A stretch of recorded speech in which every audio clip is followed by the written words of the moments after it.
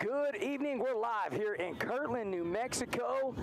It's football season. We couldn't be more pumped up about it. Albert Velarde here with my partner, as always, all season long, Steven Parks. And man, we've been dying for 2025 to get started for football.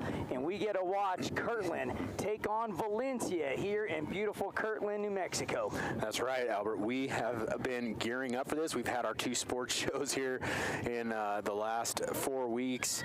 And we have been talking a lot about what was going to happen this season, and this is going to be our first opportunity to see what Kirtland looks like. And we're looking down on the field, and there is not a lot of players with helmets down there on the sidelines. And this is kind of what we've been talking about in our show, is that a lot of these teams are kind of down on players this year and low numbers. And a lot of these players are going to probably have to be in there a lot tonight, both on offense and defense. Yeah, unfortunately for Kirtland Central, they do have quite a few players out here. Unfortunately, probably half of them did not get the required hours in on two-a-days and what the NMAA and the state of New Mexico require for you to have before you can step out onto the football field. And that also hit their starting quarterback in number 8, Aspis, who we thought was going to be out here. He did not get enough hours in, so we will not see him out here today.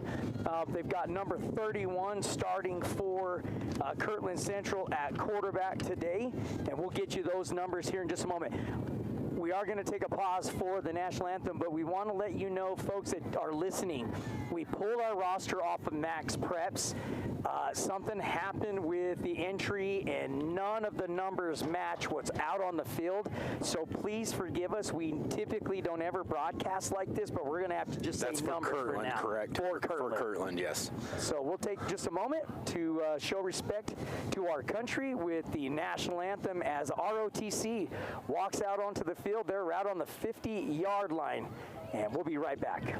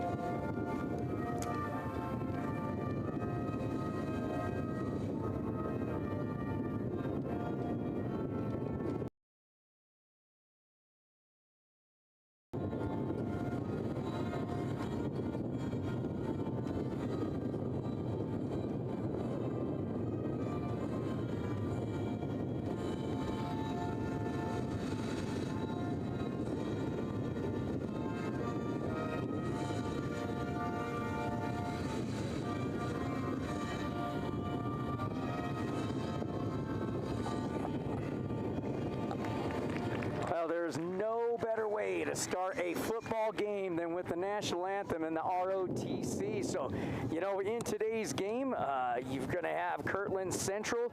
Last year, they were 2-8 on the season, 1-6 in district. Valencia, 8-4 on the season, 4-2 in district. They had quite a successful season, did Valencia last year. You know, they beat Moriarty in the playoffs by a nail biter, Stephen. It was 35-34, and then Valencia got absolutely blasted by Bloomfield, as everybody did last year, 50-0 in the playoffs. But they're coming off a very successful season last year. You know, they've lost their top running back, who was everything for him, for Valencia, 21 touchdowns, 1,700 rushing yards. That's what they're trying to replace. But boy, they got a lot of numbers out on the sideline. They weren't out here for the national anthem. You can see them coming back out here, but you know, Kirtland, Stephen, they lost quite a few players. They only lost 13 seniors, but when I say a few players, it was all the key players. Yeah, no, I know what you mean. I called that game last year in Aztec with Kirtland and Aztec, and they lost Matthews, they lost Mike. I can't remember. There's a couple other names that were out there that were kind of the do everything for Kirtland, and they were run heavy. And I just remember Matthews could just pound the ball. He was a big dude, just pounding the ball. You had Mike he was a change of pace back, and he could bounce back and forth, and he could move all over the field and get you some yardages and get up the field quickly. And they lost a lot of that. And this season, and it's like I said, we've been discussing this for the last few weeks. What is Kirtland's identity going to be this season? And I know this is second year head coach, correct? That is right. If I'm not mistaken, and we're going to see what he dials up here tonight. And like I said, there's going to be a lot of kids that are going to be on that field all night long for Kirtland. Like Albert said, there's a lot of kids on the sidelines, but there is, I think half of them don't even have a helmet on, or even pads or a helmet on. So Kirtland last year, they had 2 wins last year, correct? 2 wins, yep. And it was kind of deceptive. They had a couple of games that they were actually in, and they fell a little bit short, but Kirtland is fixing to kick off here. I'm just going to say it. I'm looking forward to seeing both of these teams get out on the field tonight. We finally get a chance. Looks like we might have gotten a roster up here. We're hoping. It's all written down. We're kind of going through it right now. It's last minute. It's a last if you want to go through some of the games tonight, Steven. So we got number 11 Aztec is going to be taking on number 16 Rio Rancho. Number 1 Bloomfield and that's down in Albuquerque. You got number 1 Bloomfield over in Bloomfield taking on number 14 Belen. You got number 10 over here in 6A PV versus number 11 Sandia. That should be a pretty good matchup over there in Farmington. And number 9 Farmington, the Scorpions are going to be down taking on number 20 Clovis down in Clovis. That should be another good matchup as well. And then you have number 19 Shiprock taking on number 13 Navajo Prep. That's another local game. So looks like Navajo Prep will be over in Shiprock this evening. That's it. So here we go. 2025 officially starts right now. This game started at 6 a.m. It's caught by number 52 from Valencia. So it's going to be first down and 10 for the Jaguars from the 28-yard line. The Jaguars in all white uniforms. Their helmets, gray helmets. And I think that's Columbia blue numbers. Right. And then, of course, Kirtland coming in with their purple. I was looking for my hat and my sunglasses, folks, and they fell on the ground. We are up here at the top of the bleachers on the little fenced-in area, and it is windy. Fortunately, we're behind the clouds now, so it's not as burning hot as it was earlier setting up. But bear with us if you can hear that wind in our mics. We apologize. There's the first play of the game, and it's going to be a pitch back to was that 7 or was that 3? Let's see, number 7 for Valencia. Storms. Yeah, so Michael Storms, and I believe when we went down to Valencia a couple years ago to do our audio broadcast, we called his name, if I'm not mistaken. Yeah, it's second down and short, 2nd and 3 for Valencia from the 35-yard line. Pistol formation is just going to be a handoff to number 7, that's Storms, right up the middle. Kirtland Central's defensive line, Stephen, I think that's their bright and shining spot on this defense. Well, you're right. Whenever we did our show, Ben talked about that. He said that Kirtland always comes up with those big kids on the line, and right there they shut down that run very nicely. So it's a big third down for Valencia. Can they keep this drive alive? Huge play for the Kirtland Central Broncos. 3-step drop. We're going to have a flag, and usually that's it's going to be it's actually offsides on the offense.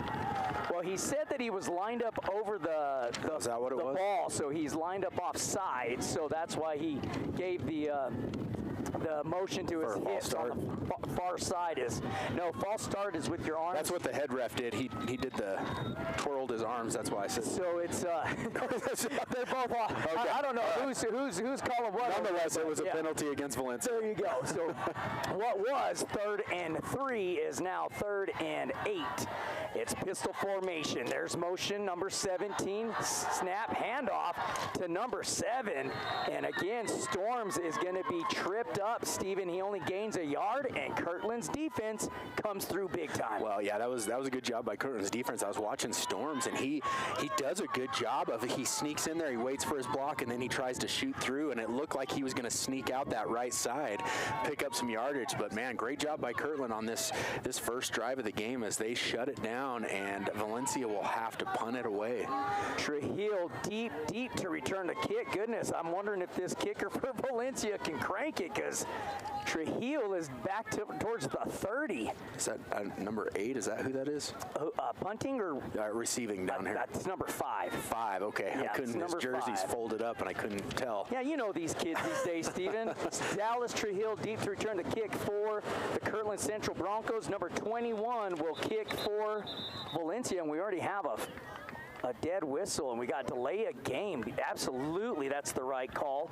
Number 21 is Aiden Farless, punting for Valencia. They'll back him up another 5, so 2 flags already, Steven, and they both go against Valencia. A little bit of the first game jitters happening here for Valencia, as this is going to put Kirtland in possible really nice field position if they can catch this and get it to have any kind of return at all. Well, they're coming after him, Steven. Oh, and he just gets it off. It's a short punt.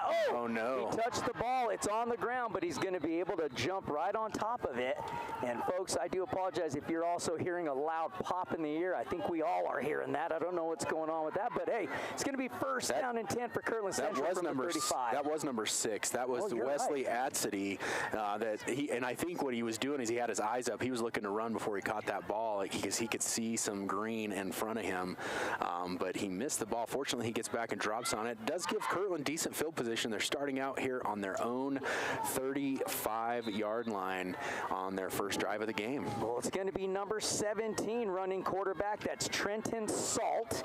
He's got the big guy, Decker, in the backfield. There's motion by number 11. That's Mulnick's fake handoff. He's going to just tuck it and run right up the middle, Steven. And that was the right call by number 17. Oh, you are correct, because Judah Salcido, I think is his name, he came right through the line, and he absolutely, I'm losing my papers. There they go. I lost it.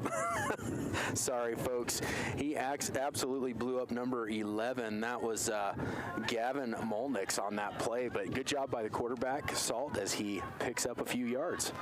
Well, it's going to bring up second down and 5 for Kirtland Central. They're going to bring pressure. It's handled. He's going to just tuck and go. And this young man, he doesn't have a lot of weight on him, Steven, but he picks up every bit of the first down and extra. He picks up 6 yards, and that's going to move the chains for Kirtland Central. First down and 10. Their first down of the season. Yeah, and they pick up a first down on their first drive here, and that's exactly, if you're the coach for Kirtland, that's exactly what you want to see. Unfortunately, though, for Salt, he had nowhere to go with that pass, and he just tucked it and ran. But I have to give him credit. He actually kind of took a look to see who he had down the field. Excellent read. 3 receivers to the far side, 1 to the near side. Shotgun formation. Decker lined up to the left side. Now he's going to get the ball. Nope, he pulls it out of the pocket. Beautiful cutback. He's out in the middle of the field. He's still on his feet. And a beautiful run by Salt, Steven. Man. He picks up, what is that, 15, maybe 20? He had a great juke right around the 40-yard line, I think is what it was. And he picks up an extra 10 yards on that nice move. And, man, I'll tell you what, so far Salt is just putting this on his shoulders, and he's carrying this team down the field right now. And they're winning in the trenches. I like to say that. You win games in the trenches. That offensive line is doing its job right now for Kirtland. As we said, that front line and defensive line for Kirtland's always the shining star. Salt needs to keep himself set, Steven. He's moving around an awful lot in the backfield. A late whistle. He wasn't going anywhere. I'd like to see the officials call that a little bit earlier so he don't get hammered out there, but he tries to keep it again. He picks up 2 yards. Well, Salt, he takes a snap and he's looking downfield. He's going through his progression. He's trying to find somebody, but his receivers just aren't getting open. Fortunately, it's opening the field up for him to pick up some yards on the run. But at some point, Valencia is going to start shutting that down. They're going to have to find a way to get open.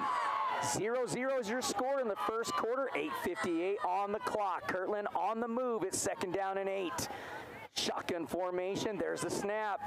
He's looking to pass in the middle. Oh, and is it intercepted? Oh, it almost was. Wow, he had him open, Steven. He just waited a little bit too long to throw it, and right then the corner stepped right in front of it, and thank goodness it skipped off the ground, or that's an INT. Yeah, and it did look like that. It was number 14 for Valencia. That's Danny Kristen. It went behind the Kirtland receiver. He overran it, and then Kristen, it looked like he had the interception, but he went to the ground, and it came bouncing out of there. But fortunately for Kirtland, they still have the ball. It's third down, and so what is that, 8, 7? That was the first pass, right? Yeah, that was the first time he threw the ball. Yeah, he just needed to lead him a little more on that pass. He had him open. Here we go, 3rd and 8. Big play for Kirtland's offense here. Let's see if Valencia can clamp down. They're going to throw the ball. Nope, nobody open downfield. Double coverage. He's going to try to tuck and run. What a nice open field tackle, Stephen, by number 88, the linebacker for Valencia. Comes in and has a nice tackle, because if he doesn't bring him down, Stephen, I think Salt is scooting up the sideline. Yeah, well, they're going to have to keep an eye on Salt because he is trying. I mean, he's looking downfield. He wants to throw that ball, but he's making, in my opinion, he's making a great decision by not tossing it up and you know, getting that interception, throwing that interception. But now those linebackers are catching on to him. I imagine we're going to see another play here. So we have got Salt in the backfield. We've got 2 to the far side, 2 to the near side, 1 in the backfield on the left side of Salt. He's getting his call. There's the snap. He's going to drop back, and he's going to go over the top, and that is a nice pass. Great catch by number 9. That is Jason Atsedy? I don't know if I'm saying that right, but Atsedy, it was Salt to Atsedy, number 9, and that will put Kirtland on. They are knocking on the door here to start this game. 7:31 to go here in the first quarter. Your score is 0-0, but the Broncos in great shape, and I would not be surprised if we see this ball stay in Salt's hands. Yeah, Jason Atsedy had the height advantage against the cornerback for Valencia, and he just went up and got it and brought it down. Now we got trips to the far side. Kirtland going from left to right on your radio dial. A single receiver to the near side, but he's double covered. There's the quick throw, and it's caught. Touchdown. Wow. Number 3 on the 1-yard touchdown reception. That's Caben Dowdy as Trenton Salt. He bobbled it. Steven was able to haul it in. I know you were looking down trying to grab it. Yeah, grab everything. We're in 40-mile-an-hour winds over here, but touchdown Kirtland. And that's a pretty gutsy play to throw that little ball, that little pass right there, kind of out in the flat to get it across the line. I thought for sure they were going to try to run that in. So great job by Kirtland on their first drive as they take it from their own 35-yard line and drive it all the way down to score a touchdown. Here comes the extra point attempt. We got a flag. Oh my goodness, that deflected off somebody's helmet and went through the uprights. He kicked that thing and it literally deflected off of somebody's helmet and went up and through the uprights. I think they're going to call. Oh no, they're going to call a false start on the Broncos. I thought they were going to. I thought the kicker got ran into, but they're calling that against the Broncos. And that's number 67. He's the kicker, I think, and he looks like he's.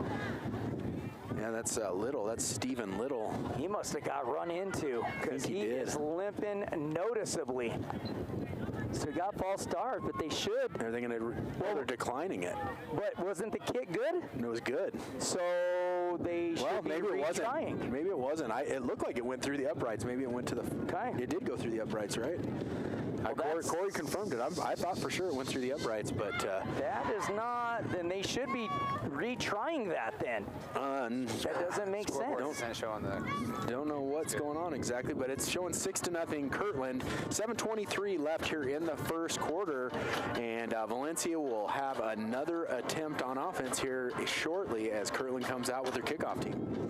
Well, deep to return the kick for Valencia is going to be their starting running back. It's number 7. That's Storms. Alongside him, number 5. Gosh darn it. That's Brogdon. Deep to return the kick for Valencia. And here we go, number 67, kicking away for the Kirtland Central Broncos. That's Stephen Little kicking off, and here we go, 6-0 here in the first quarter, as Stephen mentioned. And here comes comes the kick. It's a short kick again, right to the middle. Number 14 does the smart thing and just runs up there, Stephen, corrals it in, doesn't give Kirtland a chance, doesn't give anybody a chance to recover that ball, and we're going to have a first down and 10 again from the 28-yard line. They started there last time. No, pardon me, it's going to be the 32-yard line. So first down and 10 for Valencia as they trail 6-0 over the Kirtland Central Broncos, who came out, got a defensive stop, forced a punt, bobbled the punt, was able to recover it, and then just marched right up the field. Yeah, Kirtland had a great defensive series on that first time out on the field. Let's see what Valencia comes up with here on this second drive. I know they ran Storms quite a bit. Did they even attempt to pass on that first They did series? not. I don't think they did. Yeah. Either keepers or handoffs. Yep. And now here's motion number 17, jet sweep. He's got some room to run. Cuts it back up towards the outside, towards the sideline. It depends on where they mark him out because he's awfully close to the first down marker, and he's going to be a yard short, so it's going to be a gain of 9 for number 17, Gage Holloway. Yeah, Gage Holloway went into motion. That was a well-executed jet sweep. Picks up 9 yards as he just took the handoff, got good blocking out in front of him, and had a nice run up the field.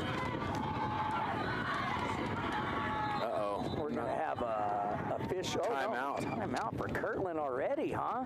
So they see something they didn't like, and that is an early timeout for the Kirtland Central Broncos.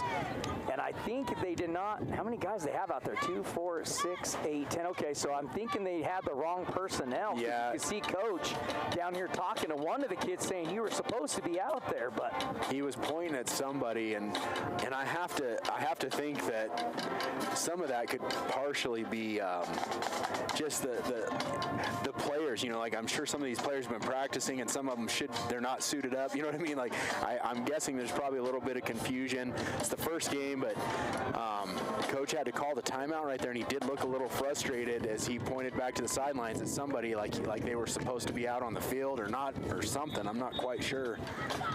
They've got 18 players in jeans in their jersey for Kirtland Central, so some decent numbers out here. Let's see what happens with Valencia. It's second down. I got a feeling it's going to go to handoff to Storms. And the white hat blows the whistle for play, and here we go, 7:08. Oh, man, did Kirtland just give him a cheap first down? Yep, they got him to jump for sure. It's going to be encroachment on Kirtland. That's going to give Valencia a first down. Yep, so that's Kirtland's first penalty of the game. That was a good call by the coach. He got him to jump on that cadence. They were expecting that ball to get snapped right there because that was probably on the same cadence they've been going on the whole time. So for Valencia with their first first down of the game. Handoff to number 7. Beautiful cutback by Storms, and he does everything on that play. Was able to make 2 defenders miss. Stephen has 11 yards and another first down. Yeah, and that was the first time they came to this left side, and they definitely found a big hole as they will pick up another first down. Kirtland's going to have to figure that out. They've got the 3 down linemen, but they got a lot. What is that? 4 linebackers. There's another handoff to number 3. They're going to shut that one down. That was Santino Mares, I believe. Yep, that was the quarterback. Hey, and you know what we haven't said yet? If you're out there listening and tuning in, please send us a text message at 505-701-2222. I would say leave a comment on YouTube. I'll try to take a look if you're on YouTube, but we got NFHS. Oh, sorry, I'm talking through the play. I apologize, Albert. No, they're watching the game. Okay. They can see it. Anyway, I was just saying, give us a text, 505-701-2222. Let us know where you're cheering from, who you're cheering for. It doesn't matter if it's Kirtland, if it's Valencia. We want to hear from all the fans that are out there tuning in. And we should hear from Valencia because we've been there twice to broadcast games. Right. So we got to know those people real well. That's another handoff by Michael Storms. He picks up 8 yards, fumbled the ball, Stephen, and the ball picked up another 5 yards going out of bounds. down. So first down and 10 from the 25-yard line. Now Valencia is on the move. And here comes the snap. Handoff to Storms right up the middle. And, you know, Steven, I think he's going to be close to picking up another first down. For some reason, Kirtland is only going with 3 down linemen with a run-heavy offense. They need to switch that up. That's what I was trying to point out. Like, they don't have many guys out there on the line. They're all standing up, waiting for the ball to come to them, which is giving Valencia a lot of opportunity. I mean, what do you need? 4 yards a run, and you're going to be getting first down. So Kirtland's going to have to find a way to shut down that run. And looks like they're going to change the play. Go for it, Albert. Sorry. Oh, no. And Valencia's been running hurry-up offense this whole time that they've had the football, and it's worked. But there's number 5-0. I'm going to say it's 5-0. He's got his jersey tucked up. Philip Horsley. In on the tackle, and it's a loss that time. So a loss of a yard going to bring up second down and 11, and that's that feisty D-line that we're talking about. Well, he found a way to sneak through, and he was in the backfield. As soon as that ball got handed off, he was right there to make that tackle. So that's going to make it a second and long for Valencia. But Valencia, you talked about the running back. Looks like Michael Storms is the next guy up, right? It sure is. And there it is. It's a jet sweep to number 17 again. Kirtland had it sniffed out, actually had him stop for a loss on the play, didn't wrap him up. Of course, we're going to see that a lot in the first game, but a nice, at least a gain for Valencia, brings up third down and 8. Yeah, that looked, from up here where we're sitting, I thought for sure Holloway was going to get through and pick up some big yardage, possibly a touchdown, but Kirtland just collapsed right on top of it. Like Albert said, they weren't fooled at all. It was a good-looking play, but, man, Kirtland did a good job of shutting down. Third and long for Valencia. I'm sure this is 4-down territory. So Kirtland with the 3-5 defense, 3 down linemen, 5 linebackers. Oh, they had him in the backfield again, missed the tackle, and this young man, Storms, will make you pay, Steven. If you do not bring him down, he just finds a way to shook off defensive tacklers, and now it's first down and goal from the 1. I was going to use the word shifty. He just kind of shifts back and forth, dodges tacklers, and but right there, the reason he made it all the way to the 1 yard line was because they wrapped him up high. He just kind of carried him down. You got to wrap that guy up low. Don't let him keep those legs turning. I say give it to Storms. He got you down here. Let's see if they do. There's a handoff to Storms. Oh, and he got hit low before he was trying to dive to the end zone. Again, number 50. Fantastic job by Kirtland's defense. Yeah, Philip Horsley once again right there, gets through the line, makes the play. That's going to bring up second down, and he actually kind of, I think he was for a loss. It's second down and 2 now, but Kirtland's going to have to come up with a couple more big stops, because Valencia is not gonna stop on this drive. Well, we hope you're loving that camera view. My lovely wife on camera duty tonight, as we're shorthanded. Oh, they're going to give it to the quarterback, and he gets in there easy, Steven. And at some point, man, after you stop and stop and stop, it seems like when it's that third down is when you see somebody find their way to poke inside that end zone, and that's exactly what happened as Merez punches it in. Well, and as that happens, and they're getting ready to kick the extra point, we'll let you guys watch that. On YouTube, we got our first comment. We got T-Easy13 cheering for Valencia from North Dakota. My old coach and friend is there, offensive coordinator. So thank you, T-Easy, for tuning in on YouTube. We appreciate that. That kick is up and through, I believe. No good. It went to the side. So the score is now 6-6 with 3:39 remaining here in the first quarter, as both of these teams so far look pretty evenly matched. They sure do. And, I really got to say, with the players that Kirtland has lost this season, they look pretty darn good early here with a 6-6 tie. Yep, and I got another one coming in on YouTube. Good thing I checked the YouTube page. You got from a Soup Skill. It says, "Let's go Valencia," from Zuni, New Mexico. One of my coaches are coaching Valencia, and I think that says, let's see, Laurie Johnson. So thank you for that. Shout out to your coach, Laurie Johnson. Hey, and Laurie Johnson, you should listen to our sports show every. No, that's Soup. That was Soup Skill. Okay, Soup Skill. Well, we were just talking about Zuni on our sports show the other day on Monday, and you can check that out on Facebook, or you could go to our website at Desert Sports, that's plural with an S, desertsportslive.com. Zuni always somehow has a fantastic team all the time. So here we go. Here's the kickoff. It's going to be a squib. It goes deep. It's picked up around the 25, across the 30, 35, 40. Nice. Almost had the cutback by number 6. And you know the way he's ran the ball twice now, Steven, I'd like to see them get Wesley Atzedy in the mix offensively. Yeah, Danny Christian came up with a shoestring tackle there for Valencia, because if he steps over that hand, I think Atzedy, is that right? Atzedy, yep, I think Wesley Atzedy, he's going to be getting probably a few more yards down the field before he gets wrapped up. So great job by Kirtland. Another great starting field position as they are on their own 41-yard line. Oh, here we go. It's been the Salt show, Steven. He's got 34 yards already in this game and a touchdown throw. So here we go. There's motion. That's number 11. It's going to be a jet sweep. The right read by number 11 and Molnix, and he puts Kirtland in a nice spot. It's going to bring up 2nd down and 3. Hey folks, I see that on YouTube. You said the audio is ahead of the game, and I apologize for that.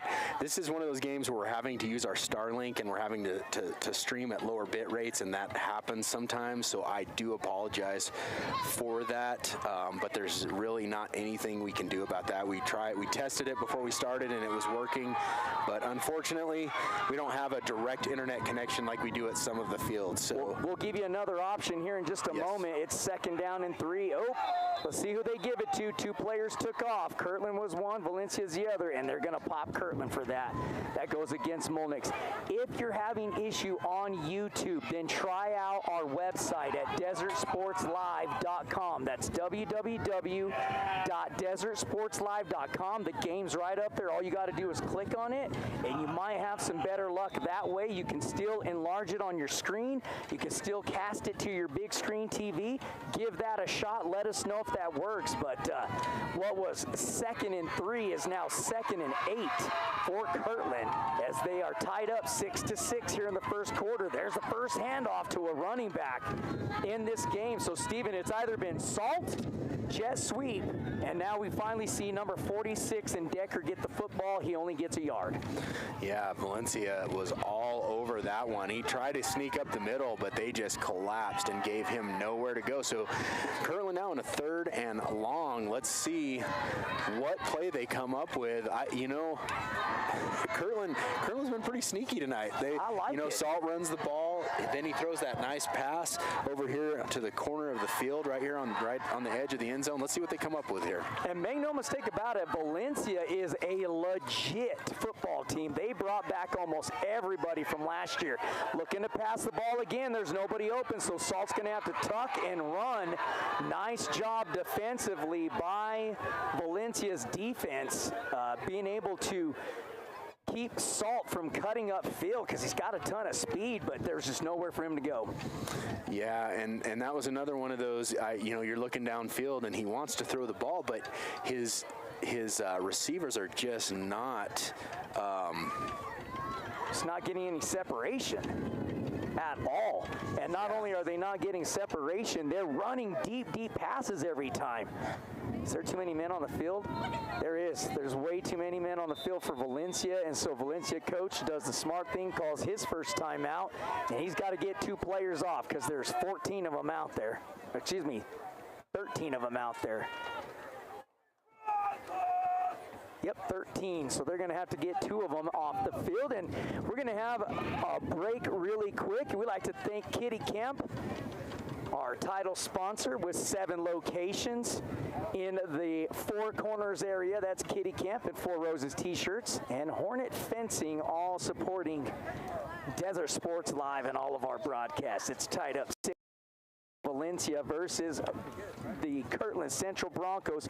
Kirtland ranked 15. I thought that was a little ridiculous. They needed to be quite lower in max preps than what they were. And Valencia, I thought I had that written down, what they were ranked. I really thought I did, but I did not. I did not get get that ranking. So if anybody out there is listening, maybe you could text us at 505-701-2222. We don't care if you're from Kirtland or Valencia. Hey, give us a shout out and we'll get it out over the air. And believe me, these kids will go back and watch this broadcast, and they'll love hearing from you, knowing that you are watching the game and tuned in. So Kirtland's going to have to punt. It's 4th down and 7. There's the snap. It's low but handled. High kick, even in this wind. Kick. Fair catch. That was very smart. Nope, fair catch. I thought he fair caught it as well. He did, and that should be a flag, actually, because you're not allowed to fair catch the punt. And then, well, yeah, we know you fair caught it, and then you ran, dude. I think when the ref didn't blow the whistle, he thought that he didn't get the fair catch. They didn't see the fair catch. And I think you're right. I think you can see the white hat, Chris Shea, telling him, "You're right. I'll let my back judge know that when he calls a fair catch and touches the ball, you need to blow the whistle." And I don't blame him, because he did call fair catch, but no, there was no whistle, so he kind of stood there for a second and said, "Well, I guess I better take off." But this is great. I love these. We get these names on YouTube, but it says Spicy Nice, and it says, "Come on, KC, woo woo woo, KCHS #1," and it said, another one, "Let's go KC, let's go KC." So our first shout outs for KC. So if you're out there, once again, you can leave a comment here on YouTube. I got it pulled up on my phone, trying to keep up with that, or 505-701-2222, and we will give you that shout out. Let us know who you're cheering for and where you're cheering from. We love it. We got one from North Dakota already. We love hearing it when people are watching us from all over the states or wherever. I mean, we had one from Saudi Arabia last year. We've had one from Denmark. China. Yeah, we've had them. Australia. It's awesome whenever we get to hear those. So keep those coming in. If you're out there watching, we love to give the shout outs. Number 9. And Steven is on YouTube message duty, so please let him know. Valencia is number 9. Sorry about that. Yes, I am. I had to get a drink of water. We're pretty number 9, Corey tells us Valencia's ranked number 9. Okay, in 5A, right? They're a 4A team. 4A. So shotgun formation, receivers spread out everywhere. They almost got him behind the line of scrimmage, but the quarterback realized that they had number 7 in Storms tracked down. Steven, he thought he can handle it himself. No way. I was going to say it was the right read. He saw Storms was going to get blasted right when he handed the ball, so he pulled it back on the read, but then they were right there to catch him too. So far that offensive line, they've been kind of shaky for Valencia. Sometimes they hold, and then sometimes they allow people to get in the backfield. It's like I said earlier, you win in the trenches, and that offensive line. We got 13 seconds left here in this first quarter. There's the snap, and it's going to be a handoff to Storms, and he will pick up 6 yards. Is that 6 yards? Am I right? Well, 6 or 7. Let's see where they mark it. We're way over here, and they're way over there, and that'll end the first quarter. We're tied up 6-6. Kirtland Central Broncos. I was going to call them the Denver Broncos. Kirtland Central Broncos hanging in here in game number 1 of 2025. And Valencia coming in ranked number 9. Kirtland Central ranked number 15. And this is both of these teams' first game of the season. Of course, I think La Cueva played yesterday. They lost, which was a shocker. And I think they had a couple of other games in 4A that were played yesterday, and I think there was 2 stunning losses in football yesterday, where a couple of the teams were supposed to kind of walk away with a pretty confident win and lost. I'll have to figure that who that was out. And that, that's just high school football. I mean, every year. I mean, it's coaching a high school sport, it's frustrating because you're losing players every year, and especially when you lose those key players. And just this season, it seems like there is a lot of teams that lost a lot of key players last year. Like we were talking on our show about Bernalillo. Bloomfield lost quite a few. I don't think there's one team that had less than 9 seniors that they lost. Who else? Who were the other teams that were up? Like Taos lost some players. Yeah. St. Pius, they lost. They were probably one of the ones that lost the few. They lost 12 each. They lost 12 each. Yeah, Corey's filling us in here, but yeah, a lot of teams losing a lot of key players last year. So here we go. Start of the second quarter. It's tight trips to the far side. It's going to be a drawn keeper, and the middle linebacker / running back number 46 was right there. Decker is able to shoot the gap. Steven hit him for a big loss. It brings up 4th down, and that forces Valencia to punt. So this Kirtland Central defense hanging in there. We are pleasantly surprised as they're coming out and they're getting the job done. Kind of a bend and not break. That second series they got scored on, but Kirtland playing tough on that defensive line. Here comes the punt as Valencia deep in their own end. This should give Kirtland great field position. There's the snap, and here comes the kick. Atsedy, lone lie drive. Oh, and he did not touch it, but Valencia does the right thing. He tried to come up, and you're going to see, if you don't see Coach walk over here and say, Atsedy, stop. Do not do that. You've done that on every single punt. I don't believe he touched it, but we'll leave that up to the officials because we're way the heck up here. They're discussing it, but you know, like when you see they're gonna. I mean, and I'm sure he's probably a young player, but you as a coach, you say if that thing is looking like that, just let it go. Unless it bounces right to you, you're right, Steven. Yeah, like too dangerous. That is, you can cost your team right there, and. Okay, so they're going to give it to Kirtland. So they're saying that he did not touch the ball, fortunately, because it looked close. It looked close. Big break for Kirtland.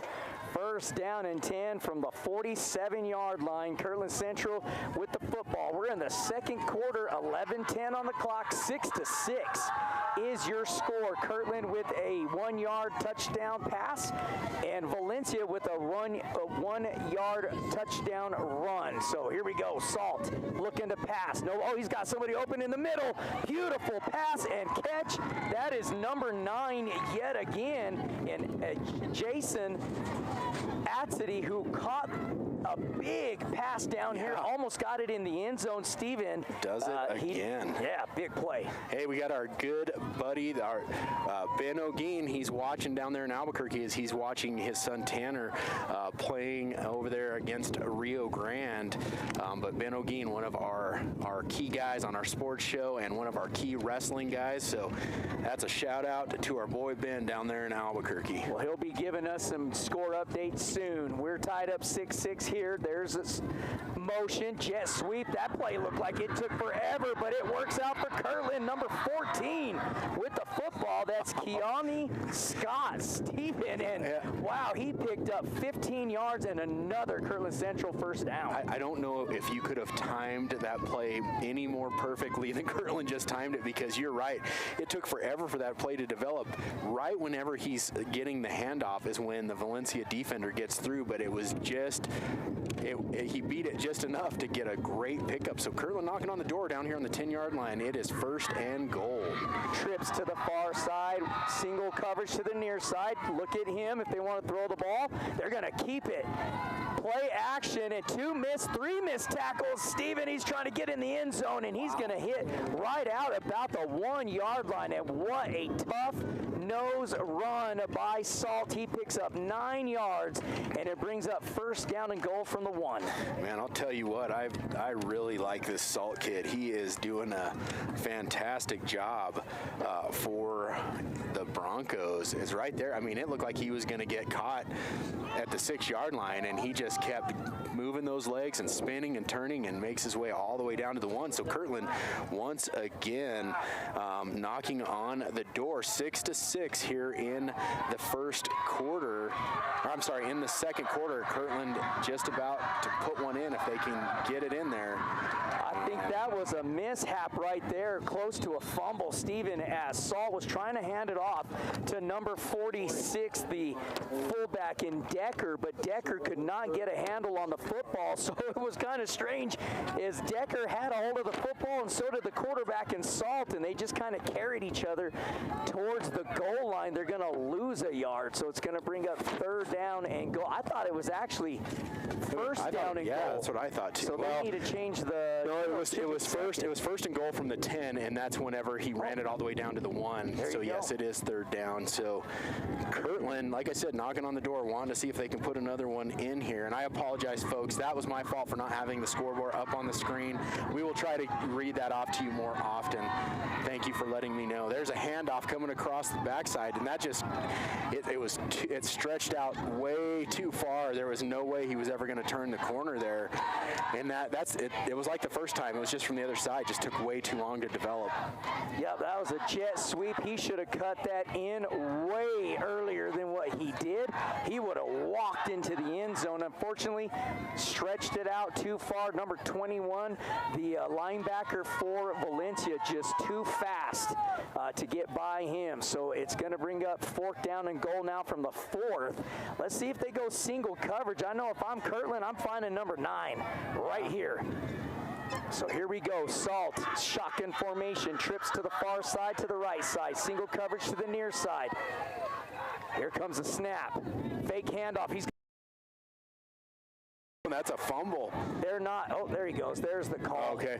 Well, great. That was a great job by Valencia's defense. They absolutely were ready for that pass play. Whatever the defensive coordinator drew up, they just hammered Salt in the backfield. They were not ready for that at all. So that's a great stop by Valencia as they will take over down there on their, what is that, the 4-yard line. So, folks, we are in the second quarter, 7:57 left till we get to halftime. The score is 6-6. Both teams up on the scoreboard, but it is tied up. We got a great game going here, and there's a great crowd out here tonight. Absolutely, and they're going to have to turn the lights on here pretty quick. And you know what? Valencia traveled very well as well. You look over there on the other side, and they've got probably 100 fans over there. So 6-6 your score here in the second quarter. 7:57 on the clock left in this first half. Valencia's back is against the wall. They're at the 4-yard line.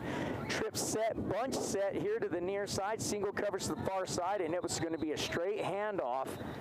And we got false start against Valencia right off the bat. It's going to go half the distance to the goal, so they'll move it to the 2. And it'll bring up still 1st down and now 12 yards to go. As, man, I think we've seen 6 penalties in this game, and 5 of them have went towards Valencia. And out of those 5, 4 of them are false starts. Yeah, and this is where I was going to say, if you're Valencia, you do not want to let those guys get through that offensive line right here. So here we go. Shotgun formation inside the end zone. Oh, he got hit in the end zone, is it? Oh, it was a face mask. I think you're right. He got him in the end zone, but he got his face mask right there at the end, and that saved Valencia big time because they caught him in the end zone. Huge mistake by Kirtland Central on that face mask, because that absolutely would have been a safety. But now they're going to tack off 15 yards, and it'll be an automatic 1st down for Valencia. So Kirtland's defense saves Valencia's bacon on the face mask, and I'm glad Steven caught it. It looked funky when he flipped him around. Well, somebody had him in the end zone, but then somebody came flying in to help on the tackle, and, you know, it was incidental, but it doesn't matter. You know, like you could tell they weren't trying. His hand came swiping by and just hooked right on the side of his helmet. So it's 1st down and 10 now for Valencia from the 16-yard line. And now Kirtland gives them another cheap one. So here we were talking about a ton of these penalties going against Valencia, and now Kirtland back-to-back. 20 yards total for Valencia. That'll count off 5 yards, and that'll bring up 1st down and 5 for Valencia from the 21. The clock ran on that entire face mask penalty. And the clock is still running, actually. So our good buddy, our production guy in Corey's telling us the clock's been running the whole time, and the officials didn't catch it. But hey, we're paying any attention to us. Nobody cares. Here's the snap. They're going to roll out to the near side. He got the throw. It did not. It was not completed. Excuse me. He had him wide open.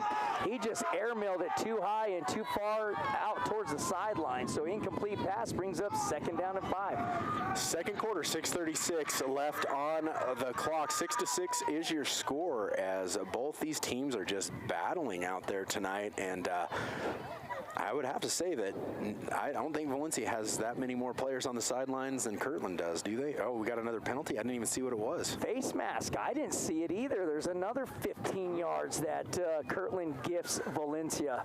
I wonder if it was on that when they tackled the quarterback.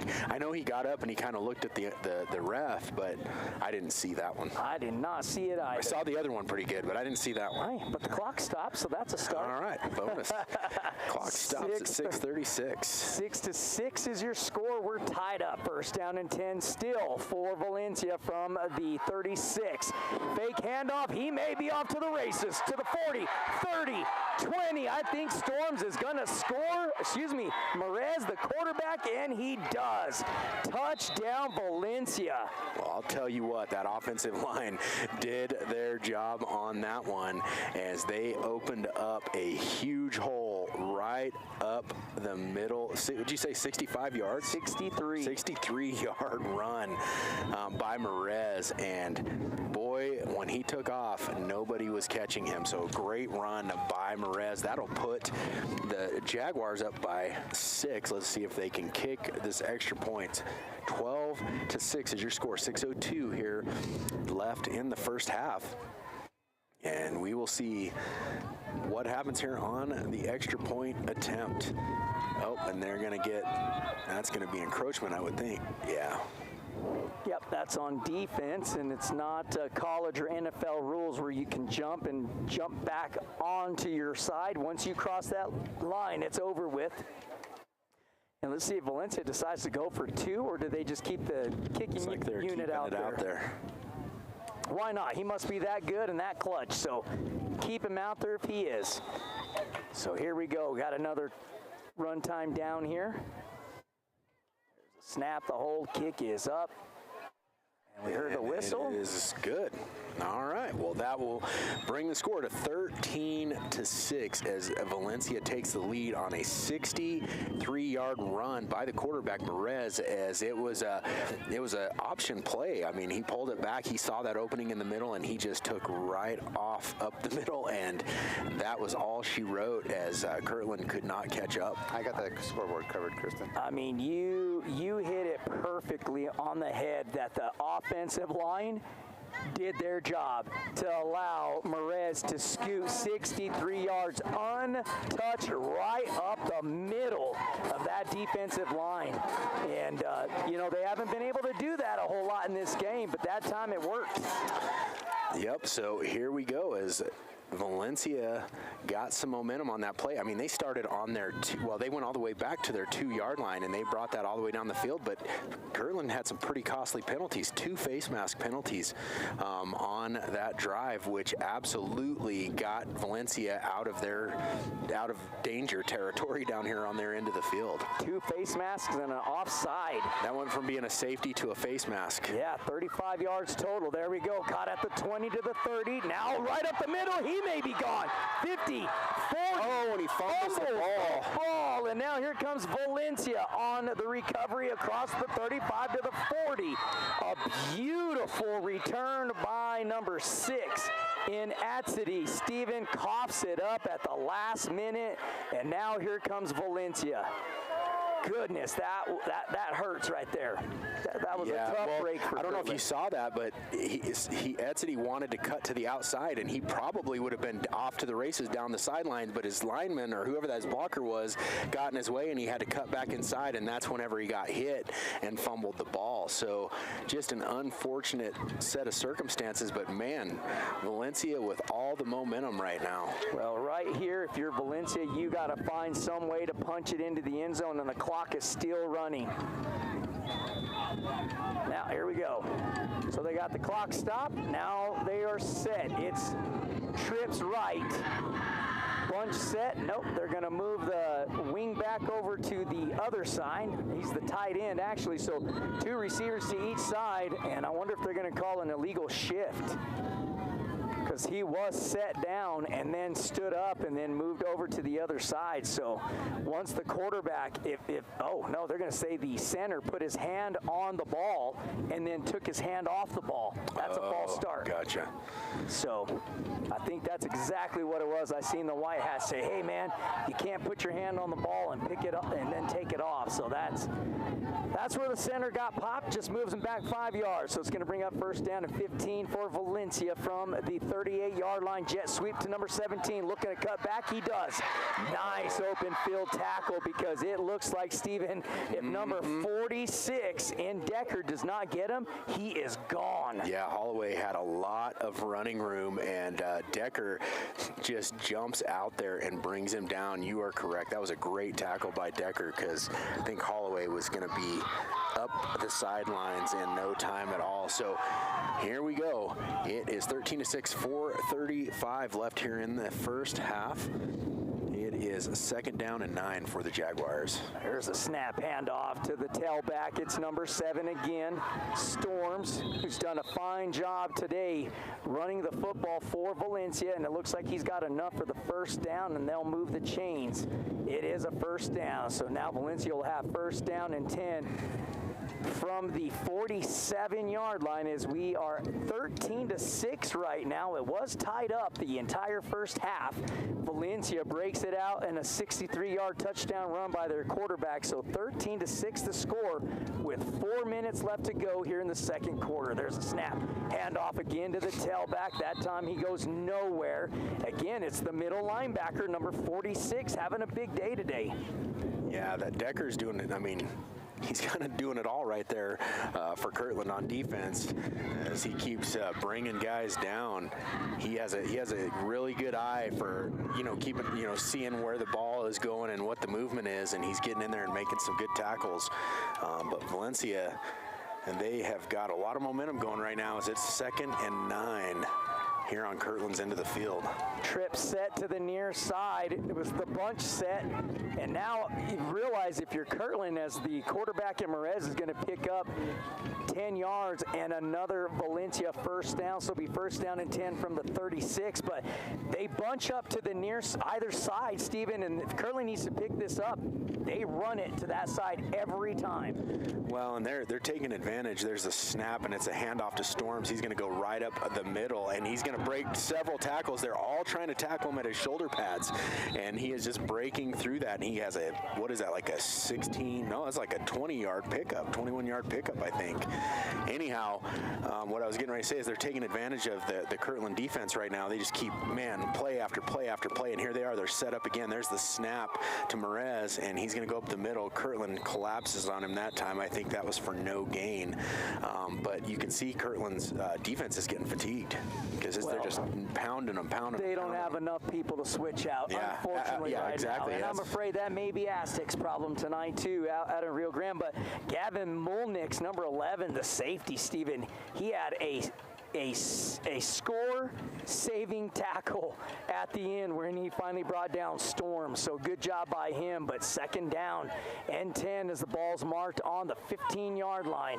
And they're going to go bunch set to the far side. Nope, they're going to split them out, trip set.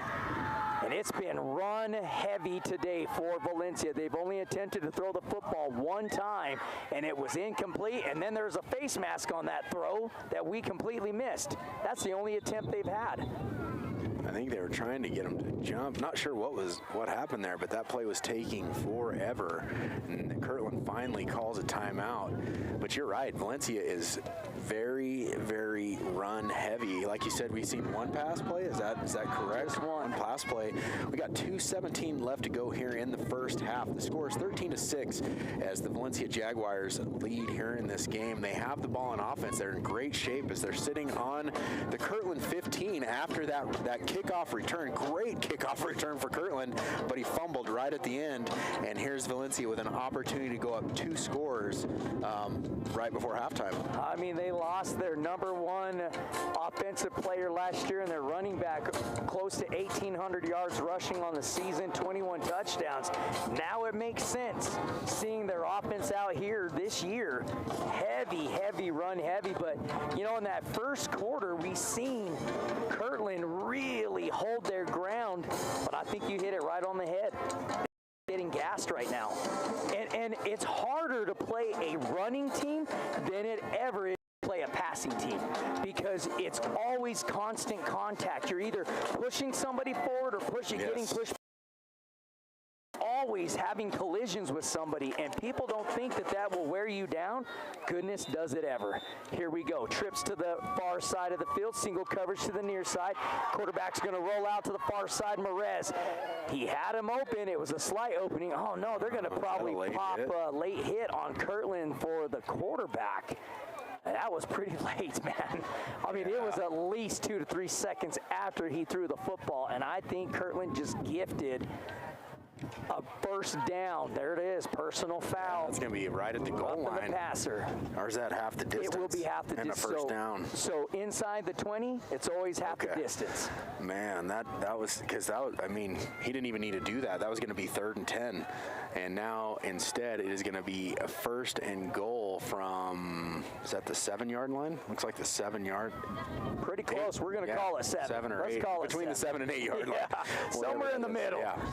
Here we go. I formation now for Valencia. There's a snap. It's going to be a sweep. He's got the catch, does Storms, but that defense, again, able to clamp down. Number 14 comes up and makes a big hit. We got an injured player for Kirtland on the field, but the cornerback in Kirtland, number 14, steps up and makes a big tackle. That's Keone Scott. If he does not bring him down, Storms is walking into the end zone. Well, yeah, I mean, he was trying to break free from that tackle, and there was nobody around. If he breaks free, that thing is over with. Folks, while we got an injury timeout here, remember, keep messaging us on YouTube. We'll read those shout-outs or send in a text. It's 505-701-2222. We're streaming this evening on YouTube on our website at www.desertsportslive.com and also onto the NFHS network. So if you're on the NFHS network watching, we do have some other places you can go watch that are free of charge. If you know somebody that would like to watch the game, let them know that they can go watch it. Also, please, we're trying to get our YouTube built up. Please go and subscribe on YouTube. Go and find us on our social media. We're on Facebook at Desert Sports Live, and then we are also on Instagram at Desert Sports Live. So you can go check us out in all those places, and we have our sports show coming up every 2 weeks. It won't be this week. Our next one will be on the 30th, Labor Day. So here we go. Back to the action. 2nd and goal. Quick pass. It's caught, but Kirtland is right there, and that's going to be a loss of 3. You know, when he bobbled that ball, Steven, I think that was every bit of the time that defense needed. I was going to say he would have been better off just to let that fall to the ground, because they ended up losing a yard or 2 on that play right there. So that's going to bring up 3rd and 6. 3rd and goal for the Valencia from the 6, as they have 1:18 as the clock continues to roll. 13-6 is your score. Valencia with an opportunity here to go up 2 scores before the halftime. They've got 2 downs to get that done. So here it goes. Well, let's see if they don't get it here. Is it 4-down territory? They're going to hand it off. They probably won't need it. It looks like Storms dove into the end zone. Touchdown, Valencia. 6-yard touchdown run by, is it Michael Storms? Yeah, Michael Storms, as he will put the Jaguars up 19-6 pending the extra point. There's 58 seconds left on the clock here in the first half, and if you're Kirtland, that's kind of a gut punch, because you know, in this, I know it's the first game of the season, but these are the things that we talk about. They had a safety and would have got the ball back. Valencia ended up scoring on that one. That one is up and good, so that's going to make it 20-6 right here with a minute left before halftime. But where I was going with that is, then they get a great run back. They actually got, I think it was like about the 45 or something, is where he fumbled the ball on that kickoff return, and Valencia comes and scores off of that one. So a couple of big big-time mistakes that are killing Kirtland right now in this game. Well, and I think none bigger, at least at this point, is the allowing the quarterback to scamper 63 yards right up the middle, and then you fumble off of a fantastic kick return for Kirtland Central. So two big mistakes, really, that's happened right now. And then I'm looking down on the sideline. Kirtland has lost, or at least they definitely lost one starting offensive/defensive lineman, and I'm trying to see if the other one that was injured out here down here near to the sideline, he's got his pads off and being looked at. So here comes the squib kick. Number 16 is going to haul it in. He needs to tuck that football away. Oh, we got a late flag flying in, so let's see what that goes, who that goes against. But it's number 16 on the carry for the Kirtland Central Broncos. That's Jordan Davis. So right now it's 1st down and 10 from the 48. But let's see what the flag is. Nope, they're going to wave the flag off after the official and the white hat have a conversation. And, you know, you see that all the time in the pros where they allow a play to happen before you blow it dead. Just let it happen, drop your flag, then have a conversation about it, and let's clean it up there. The white hat in Chris Shea and Chad Timmerman, the other official out there on the field, did it perfectly. Had a conversation, wiped it off, realized it wasn't a flag. Good job by the official. Here we go. Shotgun formation for Kirtland Central. 2 receivers to each side. There's motion. That's number 11. There's a snap. Jet sweep again. Gosh, and that play is just taking way too long, Steven. It is just being drug out way too long. Yeah, and Salt, I mean, he almost pulled that one back. He was reading it, and he let it go at the last second, and it stretches the play out way too far. You just never going to get around the corner. The whole Valencia defense is already shifted over, waiting for you to get there, and it's killing them. Like, I don't know what they need to do, but they need to run that play a lot quicker. That or cut it up faster, one of the two, but here we go. It is 2nd down and 6 for the Kirtland Central Broncos. They trail 20-6, Valencia with the lead, 46 seconds left to go in the first half. Looks like they're bringing pressure, and they do. He's got to get rid of it. He's got a runner wide open down the field. It's a receiver. Man. And he just, Steven, I think he panicked a little bit seeing the defense come through. He had probably another 2 more seconds to set his feet and hit number 14 down the field. Scott was wide open. He beat the defender. He was probably 5 yards behind the defender. And if Salt hits him on that pass play, he's gone. He's in the end zone. And man, he just overthrew him. I think I agree with you. He had time. He kind of threw off his back foot and just kind of threw it up. He had time to step into that throw and get it there. But I'm pretty sure Salt is not their normal starter. This quarterback, isn't it? Aspis that's usually going to run the. But he's doing a great job. Don't get me wrong. I'm enjoying seeing what he's doing. I mean, he just chunked that 40 yards down the field without even trying. They're going to pass again. They're going to throw the out. That should be pass interference, and it is. There comes the back judge with the flag. And, you know, the one thing I like to see is you know, a lot of the players on the flip side to the other side, they keep throwing their hands up after everything. And come on, young man, you absolutely know you ran over the top of that kid when the ball was in the air. Now, in high school, remember, the rules are you can hit anybody at any given time but the quarterback in a specific way, obviously, for the quarterback. But you can hit any offensive receiver or running back as long as the ball is not thrown in the air. And it's 29 seconds left on the clock. That's a 15-yard penalty, and it'll be 1st down for Kirtland Central. Trips to the near side now. They got safety help over the top. That's thrown in a crowd, thrown out of bounds. It's a smart throw, incomplete, brings up 2nd down and 10. And Ben just sent me a text. He said they're just starting down there. I forgot that game starts at 7, the Rio Grande game, because what happened here in this district last year, like I don't know if it was all of 4A. I'm pretty sure it was, well, at least it was this district in 4A down here. They moved all their games to 6 o'clock for travel so that the teams weren't getting home so late they could travel. So I forgot about that. Rio Grande and Aztec are just now getting started. We'll see how that goes, and if that's the case, Bloomfield and Belen just got started. Pedro Vista and Sandia. Sandia, there you go. And then Farmington's down at Clovis. Here's another pass. Throws it in traffic, but did he haul it in or did he drop Looks like it? he caught it, but no, they're waving it off. Yeah, they're waving it off. Oh, that would have been a fantastic catch by number 11 in Molnix if he can hold on to that throw. And it was a good throw, Steven. It was thrown into double coverage. Just threw it down and outside where only his receiver could catch it. He just couldn't haul it in. Yeah, it looked like he made the catch, but it probably helped that he didn't make the catch because it might give him a couple more plays. That clock would have continued to run, and it would have burned up. They got 19 seconds here. They're down 20-6, and if you can get that one play and get it into the end zone here, that's really going to help you out if you're Kirtland. Well, Valencia certainly knows they're going deep, so they're playing that. Oh, it's intercepted, and he's got a lot of green to run, Steven.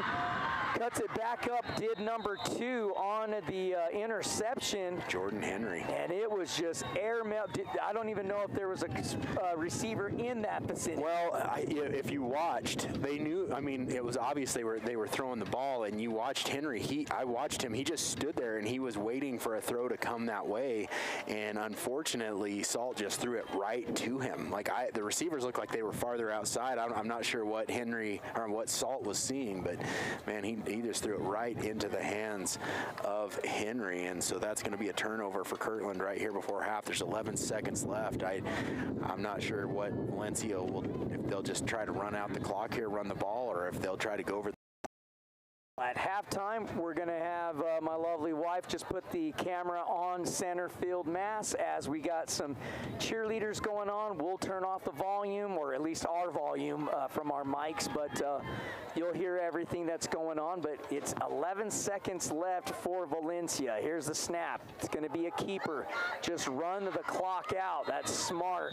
As number 46, yet again, Decker, he's having him a game defensively. Yeah, he is. Big tackle, and that'll end the first half. It's a 20-6 lead for Valencia. Number 9 Valencia over number 15 Kirtland Central. And we're going to have, I believe it should be a 12-minute halftime. I think they only got 10 minutes up. There should be 12. Let's see if they get that right. Or maybe they just got something different. Yeah, there he goes. Oh, it's 15. I always thought half times were 12, but here we go. 1-5, they're saying. And I don't think he can hear them inside there. I don't know, Corey, if you want to yell at them and let them know 15. Oh, there they go. They just can figure it out. So anyhow, we're going to take a break, Stephen and I, as it's a 20-6 lead, Valencia over Kirtland Central. It's halftime here in Kirtland, New Mexico. And everybody headed off into the locker rooms, and so we're going to take a break. And I don't know, do we want to put our headset on out here to hear the noise, or we'll see what happens here, folks. But we'll be right back as it's a 20-6 lead for Valencia at halftime.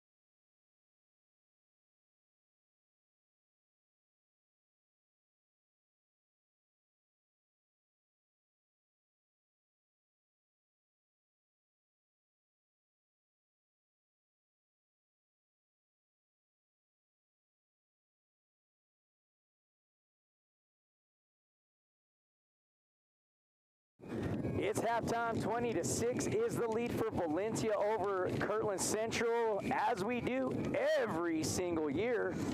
Stephen, give us your breakdown on what Kirtland needs to do. Let's actually take a step back. What do you think Kirtland did right in the first half, and then what do they need to continue to do to kind of regain this lead, get this game back under control for themselves, and walk out of here with a win? Well, I honestly think that their defense is playing well. Like I'm not upset with their defensive play. Yes, they gave up that big run up the middle. Merez got through there, and it happened. But they were playing some fantastic defense. It was some unfortunate things that happened. Like I said in that first half, they were on the 2-yard line. They had him dead to rights in the end zone. That was going to be a safety. They were going to get the ball back, and off they were going to go. But they got the face mask, moved the ball out. Then they got another face mask, helped Valencia get farther down the field, and then that's when Merez broke through it for that big run.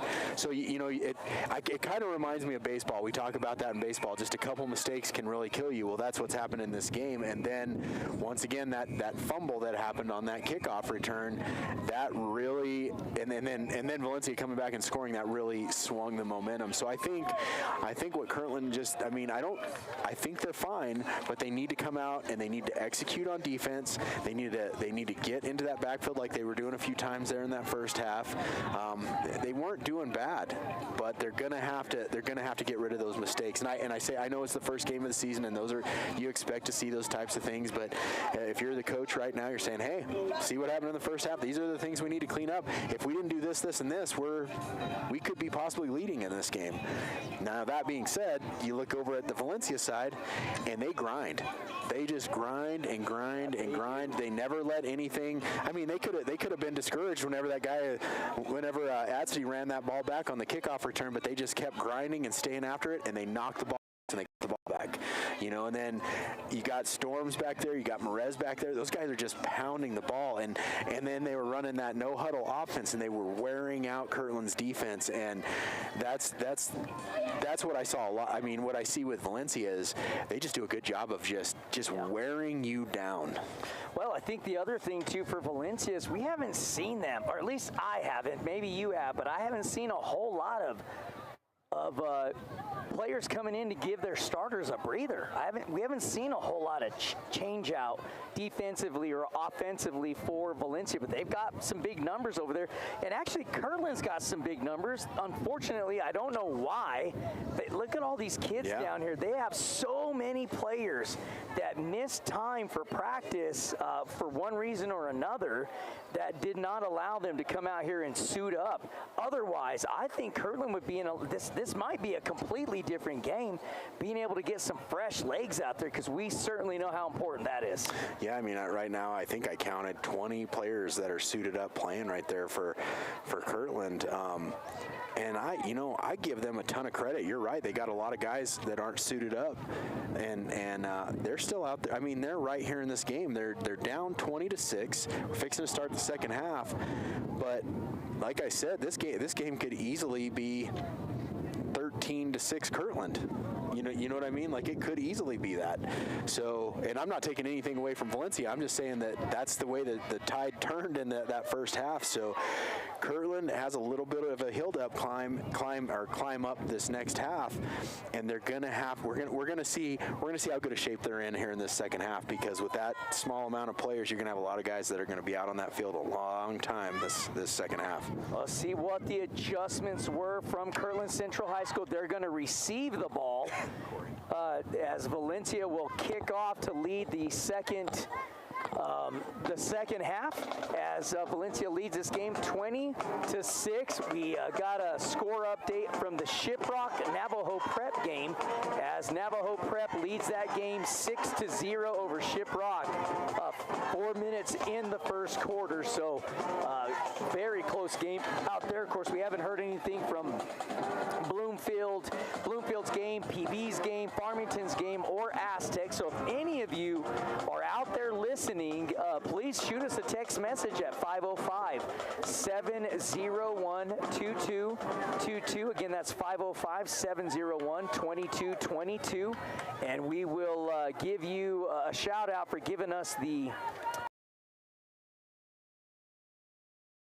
We've got 3 more minutes for Valencia to warm up. Kirtland's ready and set to go, but I don't think they realize they've got well over 2 minutes to go in warm-up before the third quarter begins. As again, it's a pretty tight game, 20-6, and really one mistake defensively, missing a couple of tackles, and then a fumble on a beautiful kick return by Kirtland.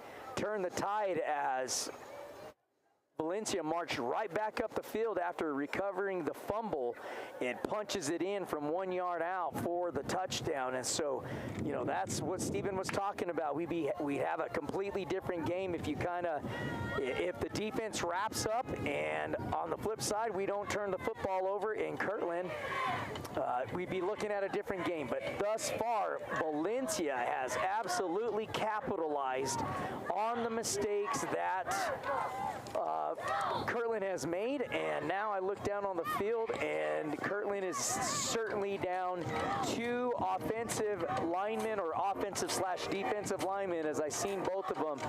One was carted off on the cart, and the other one's down here with the shoulder pads off with an arm injury. I'm not sure what kind of arm injury, but I'm assuming it's an arm injury since he's got ice and it's wrapped. So yeah, and that's why I say we're gonna see right where the Broncos are at here in this second half is they're gonna have a lot of guys that are gonna have to just stay out on the field and put in the work.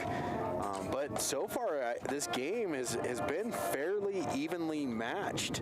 Both these teams, you know, they've had their good moments, but I think you hit it, or not, the nail on the head when you said that Valencia has taken advantage of their opportunities, and they've come up with those 2 scores, and that's the difference in the game. So Valencia, you know, these teams, they go in at halftime, and these coaches go over a lot of stuff. So we'll see what adjustments have been made here at halftime.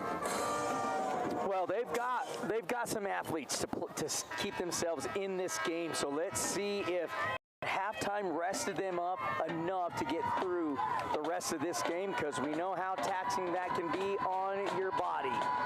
We're set to go. Here comes a kickoff from Valencia to Kirtland Central. There's the kick. I don't know if the kicker wanted to make up his mind where he was going to go or not. I don't know if I actually heard the white hat give the whistle ready for play. I don't think I did. Is that so? I think that's why he was kind of like, well, are we ready to go? Are we not? Oh, that's why he paused on the kick. I couldn't figure out why he paused on the kick right there. So you see the officials just saying, hey, wait for the whistle. I promise the old white hat's going to toot it pretty loud. So here we go. We're set again. You're listening to Desert Sports Live. Check us out on all social media. YouTube at Desert Sports Live. Instagram is Desert Sports Live. Facebook, Desert Sports Live. And then our website at www.desertsportslive.com. It's an onside kick. It did it go 10 yards? I think it did go 10 yards. It did. Yeah, it went about 15 yards. That was a great kick. I don't know if you saw that, but he put a spin on it. And when the Kirtland player thought it was going to bounce up into him, it spun right back towards his own players, and Valencia jumps on it. And just like that, Valencia goes in with the momentum, and they just come out and take off right where they left off. If you are a Kirtland Central Bronco fan, that's not how you want to see them get started into the third quarter, but nonetheless, that's where we're at. So we are set to go now. It is going to be The quarterback in Santino Merez in the backfield. There is motion. It was a jet sweep, but the quarterback in Merez held on to it, and that seems to be the wrong decision as there's 4 Kirtland Central Broncos in the backfield. That was not the correct read because was that Holloway? I mean, he would have been heading down. I mean, he had some good blocking in front of him and everything. I don't know what Merez saw there, but he pulled that back and he just got clobbered, and that's going to be a 3-yard loss instead of a several-yard gain. So Valencia, good job by Kirtland. There's that defensive line, but here we go as Valencia has 1 to the far side, 2 to the near side, 1 in the backfield. We see a handoff to Storms. There's a snap, handoff to Storms. Right off the right tackle, in between the guard and the tackle, he'll push forward for a gain of 1. Wow. So brings up 3rd down and 12. So Kirtland's defense comes out and looked just like they did at the beginning of the game, picking up 2 nice stops there. So Valencia in a 3rd and long situation. Kirtland probably really hoping to get this stop here, as they did not want to give up the ball on that kickoff, that opening kickoff in the second half. It really feels like a running offense fits this Kirtland defense perfectly. Here's the throw. It's skipped off the turf, incomplete. It's going to bring up 4th down. Is it 4-down territory? Probably not, but we'll see what they do. But this running offense from Valencia, I feel like, has kept Kirtland in this game. Yeah, I mean, I agree with you. And right there, the throwing mechanics for Merez, he just threw that ball into the dirt. It's like he didn't get his arm back, and he just threw it down whenever it came out of his hands. So good job by the Kirtland defense. They hold after that nice onside kick. See if Adsity, they need to tell him not to go after the ball unless it comes right to him. Oh, it's going to be way over his head. He should have kicked it to the sideline is what he should have done. That's going to get them out. I mean, if you kick it to the sideline and you bury him at even the 15 or the 20-yard line, that's pretty tough territory to come back from. Yeah, he kind of gave him a pass there by kicking that out of the end zone. I'm not sure why he... Well, I don't know. Maybe that was what they wanted him to do. That's going to start him at the 25, correct? At the 20. Oh, the 20. Okay. Yeah. So here we go. It's 1st down and 10 for Kirtland Central as they trail in this game 20-6. It's the start of the 3rd quarter. Again, this game started at 6 p.m. as all these games, if you're in the Kirtland district with Aztec, Bloomfield, I mean, it's 15 teams. It feels like there's only 15 teams of 4A, but I'm being quite dramatic here. Yeah, hopefully we can get some score updates soon. Very soon, we're hoping. Here comes, that should be a false start against Kirtland. So yet again, you don't want to see them get started that way, as the wide receiver on the near side took off a little bit early, and that's going to push Kirtland back 5 yards. So bring up 1st down and 15 from the 15-yard line. Well, we are here in the start of the 3rd quarter with 10:26 on the clock. 20-6 is your score. Valencia comes out from halftime, and they have a great onside kick. Kirtland does a great job on defense, shuts it down, and now we have Kirtland's offense back out on the field. They just got a false start, so it's going to be 1st and 15 for the Broncos.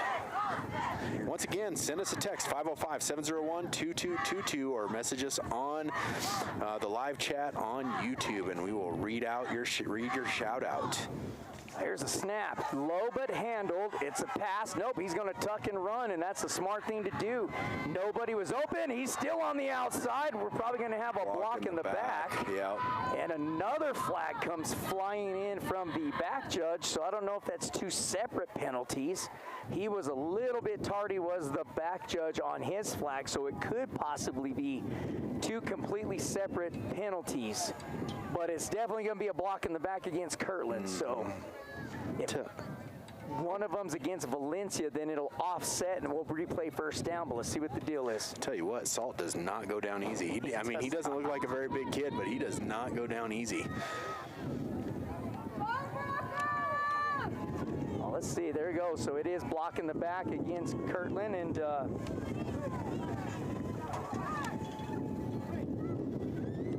yep, so that's going to move them back. Is that going to be half the distance to the goal line? It's 10 yards, so no. Oh, actually, it should have been, it should have been placed at the 15, I thought. Well, no. Was it a spot foul? Because it looks like they might have marked it off from the spot of the foul. It is, and actually, I think you're exactly right, because he gained a ton of yards on that play. It was easily a first down for Kirtland. He's going to swing out to the near side. He's got to get rid of the ball. It's going to be, that might be a safety, because he threw that ball outside. There was nobody around. That's intentional grounding. Well, can't you throw it out now once you get out of the pocket? Yes, that's right. So if you're out of the tackle box, but the ball was placed in the middle. He was not outside the hash mark when he threw it. But hey, the officials will give him a break on the first game, so we'll take it. This official on this side, he pointed over to the other official, and he turned and looked, and I mean, whatever they decided, it must have been all right, because I was with you. I thought maybe they might get a flag on that one.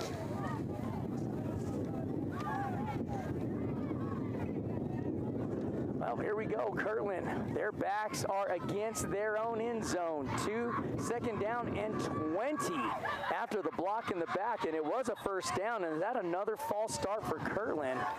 It sure looks like it is, and it is, Stephen. They're going to push him back even further now. Well, his own offensive lineman jumped on that, and I mean, Kirtland just struggling to even get started. I mean, they've literally ran one play, and here we go. Man, on their own 5-yard line now. That's tough. I mean, those are the things you talk about in the locker room, as you mentioned, but you don't expect them to come out and do it back to back. There's motion, and they're going to have to do quick plays here. They cannot mess around against the goal line, and they're probably going to gain 2 yards on that play. Maybe 2. Bring up 3rd down and long for Kirtland, and right now, I think if you're Kirtland, Stephen, you run the football. Yeah, do not chance on passing it right now. I agree with you.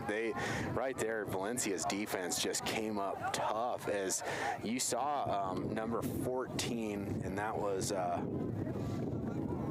where is that on the? I want to make sure I get his name right on the roster. Keone Scott. He did turn up the field faster this time, but man, he was met by 2 big linebackers from Valencia.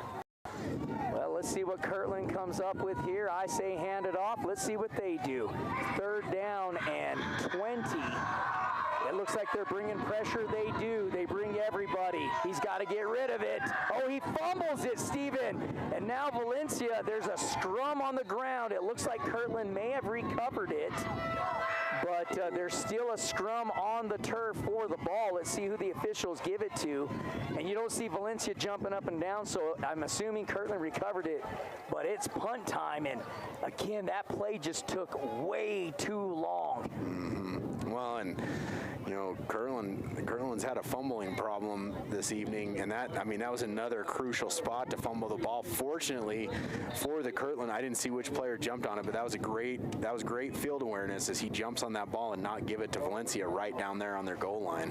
That is actually a big play. Yes. Right there. So now you've got to get a big-time punt here, Stephen. They're still not out of the woods. I mean, they're more than likely they're going to bring everybody to try to block this punt. Taylor's got to kick it quickly. It's got to be a good snap. It is. Here comes the kick. Oh, no, he shanked it. And I don't even know if that has is that going to have a net? That's smart play by number 17, the quarterback in Salt, Stephen, because if he does not catch that ball, it's rolling back even further. I think that had a net punt average of 4 yards. Well, he can punt the ball, but he kicked that one so high, it just died in the air. I don't know if you saw that, but the wind right there in the air, and then it came straight back down. And you're right, if he doesn't catch that thing probably rolls another 5 or 6 yards back towards the goal line. So Valencia in great shape here. Kirtland's defense is going to have to come up with another huge stop. I mean, this is a problem if you're a Kirtland Central fan. Right here, you cannot afford to let Valencia score a touchdown. You could get away with the field goal, but you cannot allow them to score a touchdown here, or they're in really big trouble if they allow them back in the end zone. And that's easier said than done to stop Valencia thus far in the second half, as it's a 20-6 score. 8:37 left to go in the third quarter. There's the quick pass, and he's going to cut it back. Where have we seen that play a lot, Steven? Yeah. Over at Aztec High School with Black. He wasn't free coming across, but he found his way around the defensive players, had some good blocking, and picks up a few yards. So that's going to be second and looks like about 5 from the Kirtland 12-yard line. And if you're Valencia, you like where you're at right now because you can still get the first down in a full set of 4 downs to go. So right now, you're not in panic mode. You can kind of sit back and run your running offense, which is what they do. And they got the big guy out front, number 7 in Storms. 77. Walks right into the end zone from about 8 yards out, and the big guy just mowed the way for him. The way. That was a great job of being patient by Michael Storms as he follows his lead blocker, number 77. And I wish I had a name for you because that sheet of paper blew off the top of the bleachers a few minutes ago for me, so Albert's going to help me out with that. But great job of lead blocking. Valencia goes up 26-6 now with 7:55 left to go here in the third quarter, pending this extra point, and that is Diego Baeza with that was the lead blocker on that, number 77. I'll just give you that there, pal, since you need that more than I do, and that kick is up, and it's good. So Valencia extends their lead 27-6 over the Kirtland Central Broncos. And, you know, Stephen, whether this game gets out of control or Kirtland fights their way back into it, and they are certainly capable of doing so, I think one of the important things, if you're a Kirtland Central coach, is a lot of what's happened out here is because Valencia has capitalized on Kirtland's mistakes. Oh, 100%. What I mean by that is you can clean those stuff. Yes, yeah, up. you know, Kirtland's going to definitely, and I mean, this game isn't over, but I'm just saying, Coach, just from the first half and this first couple of series here, he's got a lot of things to show his team and say, okay, this is where we're at, and we're gonna have to clean some of this stuff up. But, you know, I mean, I give both these teams credit. They're out here just battling away. You know, Kirtland with not a whole lot of subs on the sidelines. I know Valencia has more, but they don't have a ton of guys over there either. Yeah, when you really look at the numbers, you're right. I thought they had a lot more. It seemed like they had a lot more when they came out on the field, but when you look at the sideline, not so much. Here comes another squib kick. It's caught, but it's fumbled. And I think Valencia recovered it again. And that was an offensive lineman right there trying to catch the ball. And actually what he should have done, Steven, and if you're Kirtland Central's coaches, you need to get everybody over on the sideline and say, when they kick that in the ball in the air like that again, you need to call for a fair catch. If you call for a fair catch and you don't touch the ball, it's live. But if you call a fair catch and you catch it, there's nothing else that can happen. And they cannot hit you. They cannot touch you, so you're not worried about is somebody coming over the top and is going to clean my clock. Yeah, and he probably should have turned around and tried to smash somebody rather than trying to catch that and let the guy behind him come run up on that. Another mistake, turnover by the Kirtland Central Broncos, and now they've got Merez dead set in the backfield. Missed a couple of would have been sacks, but is Merez to push it right back to the line of scrimmage. Does not take a sack, brings up second down and 10. Yeah, Merez, I mean, he was looking downfield. He wanted to throw nothing open, and so he just tried to take it himself. Fortunately, gets back to the line of scrimmage, and hey, it is a 0-0 score in the second quarter between Aztec and Rio Grande. All right, I like hearing that. And here comes Valencia right now. Jet sweep yet again. He's got some room to run. He actually, if he would have cut that back and then right back into the middle of the field, he had all day to run. He just literally ran right into the defender. I think he ran about 30 yards to pick up 5 sure right did. there. That was a lot of running.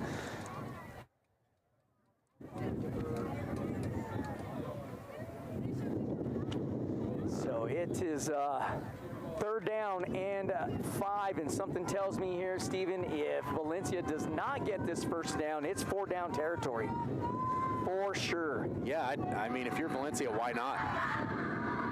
We're up 27-6. I think anytime you're on their end of the field, it's 4-down territory, right? Absolutely. There's a snap handoff to Storms. Oh. Dancing, shifting, moving around, missed tackles. He might score from here, Steven. Diving for the end zone. Did he get in? No. He is short, but he is short by not much. He might have hit the 1-yard line. I thought he got the pylon in the corner of the end zone, but the official says nope, he stepped out of bounds, and that was almost a 35-yard touchdown run, stopped 1 yard short, so 34 yards on the run by Storms. I'll tell you what, that offensive line did their job. He just kind of stood there in the middle, and there was nothing but his own players standing around him, and he got to look around and pick his lane. There's a snap to Storms, and he gets in for his 3rd touchdown of the game. You've got Merez, the quarterback, with 2 touchdowns, Storm with 3, and really that should have been for him in his mind, a 35-yard touchdown run, but he just fell short, so it's a 1-yard. At least he got rewarded run with the to finish it off touchdown run. So that makes the score 33-6. 6:09 left here in the 3rd quarter. Valencia, they got the momentum at the end of the second half, and they have not looked back since. They've just continued to grind. Like I said at halftime, there's the kick. It's up, and is it good? Yep, it is good. So 34-6 is your score here in the 3rd quarter with 6:09 left on the clock. One more touchdown by Valencia, and we'll be on running clock. Well, I thought we were on a running clock in the first half, weren't we? we sure were, pal. I forgot all about that, man. I'm just kidding, folks. There was a couple of mishaps in the first half with the clock. Oh, my goodness. You were spot on. Actually, yes, I think I'm wrong. No, that has to be 35 total. That's right. So, but yeah, one more score. If they get one more score, they will be up by 35. Is that correct? Or no? Am I correct? The 6. I don't know. Well, 40-6. No, Corey says, please hold them. No, they'd have to score and kick the extra point, and then they'd be up by 35. Hey, folks, you got to forgive us. We've been here since 3 o'clock in the 100-degree weather. That's gonna be my excuse. My brain is not functioning properly. I'm going with it, pal. I'm going with it. It's a 14-0 lead now for Navajo Prep over Shiprock. Tied up down in Albuquerque. That's a beautiful kick. It ought to just let that roll out. And that's exactly what the return man does. I think the wind had a lot to play with that. Kirtland's very thankful that thing took the spin it did, because it went over his head, and if that thing dies at the 5-yard line, that's not looking good. I forgot to switch the camera. Nope. Well, that's all right, Corey. Corey forgot to switch the old camera there for a second, but we're all right with that. We do have a few minutes. It's our first game for the season too, right? We're allowed a few mistakes. We're allowed. We're allowed. Corey's not. Yeah, Corey, you're not allowed. He's held to a higher standard around here. Trying to get you score updates. 1st down and 10 for the Kirtland Central Broncos from the 20-yard line. 34-6 is the lead for Valencia, and Bloomfield now has a 15-0 lead over Berlin out in Bloomfield. There's a snap. It's a handoff to the fullback. It's only his 2nd time he's got the ball offensively, and I think he may have got back to the original line of scrimmage. I bet poor Decker is going to be a sore son of a gun after this game, because he has been an animal on defense, hitting everybody, getting after it, and then he's over there on the offensive side of the ball as well, lead blocking and just trying to do everything he can. It's just there's a lot of, like, the Salt, he's played tough, Decker's played tough. Man, I'll tell you what, this Valencia team, once they got the tide turned in their favor, they have not let go. And that's a sign of a well-coached team. It's one thing if you're just beating a team because they're outmatched or whatever. It's another when you're beating a team off of their own mistakes, and that's a sign of a well-coached team. And here is our guy Salt, just shaking and baking out there. He's going to pick up every bit of the 1st down plus another 6. Gain of 16 yards. And Steven, I know Aspis is pretty dang legit, but the way Salt is playing tonight, he almost makes you kind of consider a little bit. Well, tell you what, he's got great field vision.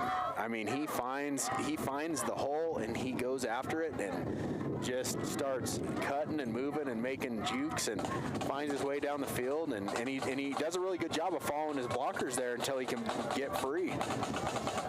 Well, it's first down and 10 for the Kirtland Central Broncos from the 37-yard line. Shotgun, low snap, but it's handled, and Salt has no other way or nothing else he can do with the football but tuck it up and run. And unfortunately, he was left to hang right there by the low snap that skipped off the turf, and thank goodness he was able to regain control of that. He got it at least back to the line of scrimmage and didn't take a loss, so Salt and Decker back there, they're taking a lot of hits tonight, unfortunately. But tell you what, I think Valencia winning at halftime, they made some good adjustments because Kirtland has really struggled to get anything going on offense this half. Well, and Salt has been impressive, and he is not a big kid out there. No, he's not. He is pretty thin, and he is tough as nails. Is Salt. Beautiful cut back by number 3.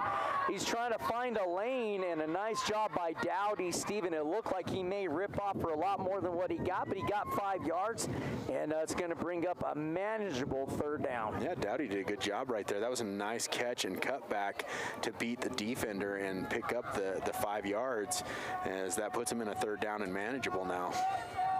Let's see what the Kirtland Central Broncos will come up with as they trail in this game 34-6 with 3:30 left on the clock. It was a close game in the first quarter, really into the second and into halftime. But Valencia has completely taken over.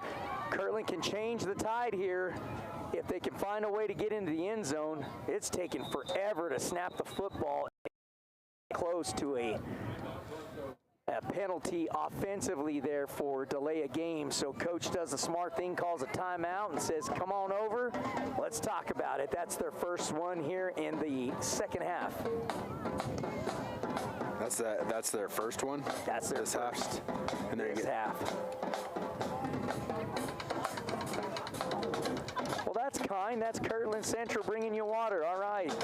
They're handing waters over to my wife, who's running camera for us.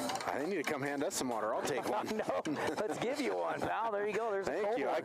I need that. This is the one Corey gave me, but it's been sitting. For us? Dang it, Corey. You don't switch cameras, and now we got hot water to drink. Jeez Louise. That's right, Corey. You're here to make us comfortable. Hey, he's late getting here today to help set up because he thinks he's got to go to work all day. I know. What the heck, Corey? You can't hear him, but he's talking trash to us. You guys keep running your mouth, and I'm out of here too. Right. How about that one? All right, here we go. Third down. It's a big play for Kirtland. I almost feel like it's 4-down territory for them. Oh, it's a false start. Oh, no.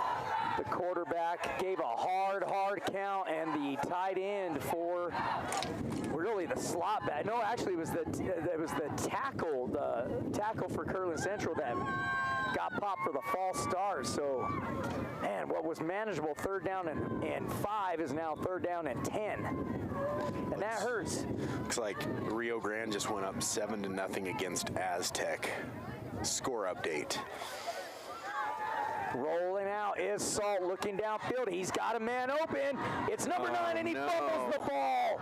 And it's going to be recovered by Valencia. Adsity had it, was fixing it. He was going down to the turf, needing to get down quick enough, and the ball got popped out from behind, picked his back pocket, and recovered by Valencia. I know the end result wasn't great, but that was a great job by Salt. Like, he rolled out and he waited. I watched, was that Etsy number 9? Is that who that is? I watched him get into a soft spot in the defense, and he got open, and Salt just nailed him right at the right time. That was a great play and a great pass by Salt, but unfortunately Etsy comes up with another fumble, and I'll bet you I know what coach is going to be working on this next week at practice. He's going to make them carry a football all around school and tell people trying to knock it out of their hands. They're going old school. Remember the Titans on that one, because Kirtland has had some really big plays today, but they have been just snake bitten with the turnover bug, and it has not helped them. Well, now they got another injury timeout, and I mean, if you're Kirtland, you just can't afford to have that. So I'm interested. It would be interesting to know how many of these kids are going to be eligible to play next week. You know what I mean? Like, when are they coming? When do they get to come out? Well, we know Aspis will be back next week for sure. Okay, so he is going to be back. So the starting quarterback will be back. But again, I mean, the way Salt is, that's a beautiful throw. Laced it right in between the safety and the cornerback. Neither one of them knew which one to take, but it was a drawn-up perfect play. As you've seen, the slot receiver on the far side of the field ran a post, which pulled the safety away. And then the slot back on the near side to us ran a 5-yard out, so the cornerback had to step up, and that left the tight end wide open to split. Darn it, he just couldn't hold on to the ball. And here we go. There's a quick snap. Oh, he may be gone, Steven. That should be a hold against Valencia, and it is coming back. And big old play for nothing as he didn't even really need to take him down, Steven. The wide receiver to the near side to us really tackled the cornerback. He didn't even need to do that because the wide receiver was way past him by that time. But that mistake's going to bring that touchdown back, and it's going to bring up a first down and 20 on the hold. Yeah, and that's unfortunate because that was behind the play even. Like that didn't even need to happen. And as a coach, no matter what the score is, that's frustrating as a coach. Like that's just a discipline thing right there. And I'm sure that coach for Valencia is not going to be happy about that one. But I think it's that point in the game where you're starting to see that fatigue set in for the defense. They've been out on the field, for Kirtland, and I know a lot of them are playing both ways, but when you're defense, you're always guessing, and you're getting hit every play. You kind of got to guess at what's going to happen and be prepared for it. It's not like offense where you're getting to pick and choose what you do. Absolutely. They're going to go bunch formation. Nope, they'll move the tight end on motion to the far side. There's a quick pass. Oh, and he just tried to take off before he had the ball in his hand. Yep. He had some room to run, but tried to look up field before he had the ball. It was a nicely thrown ball, too, by Merez, so that's going to be incomplete. I'm a little confused why that was a touchdown run. They should have marked him off 10 yards on the hold. I'm with you, unless it was the spot foul thing again or something. I'm with you. I couldn't figure out why it was back right down at the first down marker. That's very strange because the guy that got tackled was right at the 40, so it's not even 10 yards. I don't know. Maybe that's why we're up here, Steven.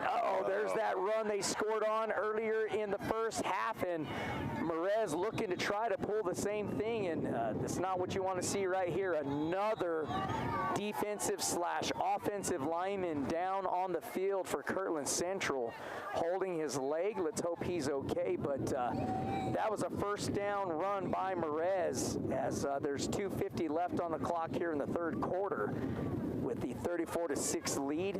Valencia in the lead. Of course, we heard Bloomfield is up 15-0 over Berlin, and then Aztec is 7-0. Excuse me, Rio Grande 7, Aztec 0 down in Albuquerque. And then we've got Shiprock playing Navajo Prep. Navajo Prep 14, Shiprock 0. And then we'd love to hear from anybody out there with the the Pedro Vista score and the Farmington score. Yeah. So we haven't heard from anybody on PV or Farmington yet, as Farmington made the long trip down to Clovis today, or probably left yesterday. I don't know. Yeah, I don't know how long they go. I'd imagine they would have left yesterday. I don't think they would have traveled that far and played on the same day. And then you've got Pedro Vista at home against Sandia. So not sure what those scores are, but maybe somebody out there knows and can shoot us a text message at 505-701-2222. And the trainer looking looking at the offensive/defensive lineman on the field, and let's just hope he's okay, because we certainly know Kirtland's low on numbers tonight, and they're going to need just about every player available. Yeah, yes, they are. So he's limping off the field, but hey, he's walking, and that's the important thing. I wonder if it's a cramp or if he actually twisted his ankle. Not sure, but thank goodness it's cooled off now, Stephen, because if it was as hot as it was when we showed up, it was almost 100 degrees, this would be about a 5-hour football game, because everybody'd be cramping. We're going to look to pass the ball. He throws it up in the corner, and that's probably going to be holding. Oh, no. No? So they're going to let him play, and that pass is incomplete. Uncatchable pass, I guess, because it was going out of bounds. I don't know what. I was with you because he kind of hit him right there when he was supposed to catch it. Well, you can see the back judge walking over there saying, hey, man, you got to ease up on the contact. Unfortunately, even in the NFL, there's no such thing as uncatchable pass anymore, which they used to have that, but they got rid of it because it was so hard on the officials to decide, well, what if he jumped up, or what if he dove, or, so they finally got rid of it. Thank goodness. I'm thinking they're going to run it to the left side of the offensive line. Nope, they pull the guards and everybody, and they hand it off to Storms. And Storms takes care of business from there, Stephen. He picks up 11 yards and another Valencia first down. Yeah, they just ran right off a big number 77 there over there on that side. He just waits for that hole to open up, cuts back, and gets up the field. Well, hurry up offense by Valencia. Fake handoff. It's going to be a keeper for the quarterback in Merez. And he does a nice job cutting back up to towards the outside of that defense. And he's going to pick up, is that 8 yards or 9? I can't see. It's like 8. I think it's 8. Yeah, let's say 8 on that one. 2:06 left here in the third quarter. 34-6 is your score as Valencia leads. They are once again knocking on the doors. They are now at the Broncos' 10-yard line. Well, Valencia started off really quiet, really quiet. They have turned it on, and this is the team we thought we were going to see today. Nice cutback by the running back in Storms, but an even better job by the outside linebacker for Kirtland Central, number 31, who was right there to step up, and that's exactly who that was. Is Little stepped up and had a nice tackle, because if he misses him, he could have probably crawled into the end zone. Yeah, you're right. I mean, this game, Kirtland could have easily had a lead at halftime, but man, Valencia comes up with a couple of big scores right there before halftime, and they just, like I said, they haven't looked back. 34-6 is your score. Merez will take the snap. He's going to throw it to and that was Holloway, and Holloway was looking to get in the end zone before he caught the pass. He was already heading towards the end zone because he knew he was going to get in, but he did not finish catching the ball first. Man, he missed that one. He gave the hard hand clap like he knew he jumped the gun on that one. Well, it's getting interesting, Stephen, because I've seen lightning strike around us twice now, and let's see what happens here. Let's hope it stays away. Here's the sweep to Storms, trying to cut back, but that defense from Kirtland being awfully feisty, holding them down, but Storms gets tackled, I think, right around the 2, maybe the 3-yard line, and I think most of his touchdowns have been from at least the 1 yard. 8, 6, and 1. So he scored from 8 yards out, 6 yards out, and 1 yard out. And the one he scored from 1 yard out, he darn near had a 35-yard touchdown run. That is correct. And the clock is still running, 34 seconds. Yes, and we just got a score update. Aztec down 14-0 now against Rio Grande. Well, we got Bloomfield in the lead, 15-0 over Belen, and Rio Grande 14-0 over Aztec. Oh, there's a little trickery. Steven, does it work? I think they kept him out. Oh! They got him. He got in. Yeah. Boy, I thought they stopped him and he got knocked out of bounds, but the last-ditched effort to dive for the pylon worked. And I didn't even see who scored that Holloway. touchdown. It was number 17. Thank you. Yeah, you're right. There's a little trickery there. They snapped the ball, and Holloway was coming across the middle, and he just tossed it up to him. Although Kirtland, they read it correctly. but they just couldn't catch up to him to get him down, and that's going to be another touchdown for the Jaguars. 40-6 is your score pending the extra point. This extra point, if it's good, it will be a continuous clock. You know, it just dawned on me that was a pass. Yes, he shuffled past that force, right. So that was a throwing touchdown. Yes, that is correct. I didn't even think about that because he just shuffled it forward right into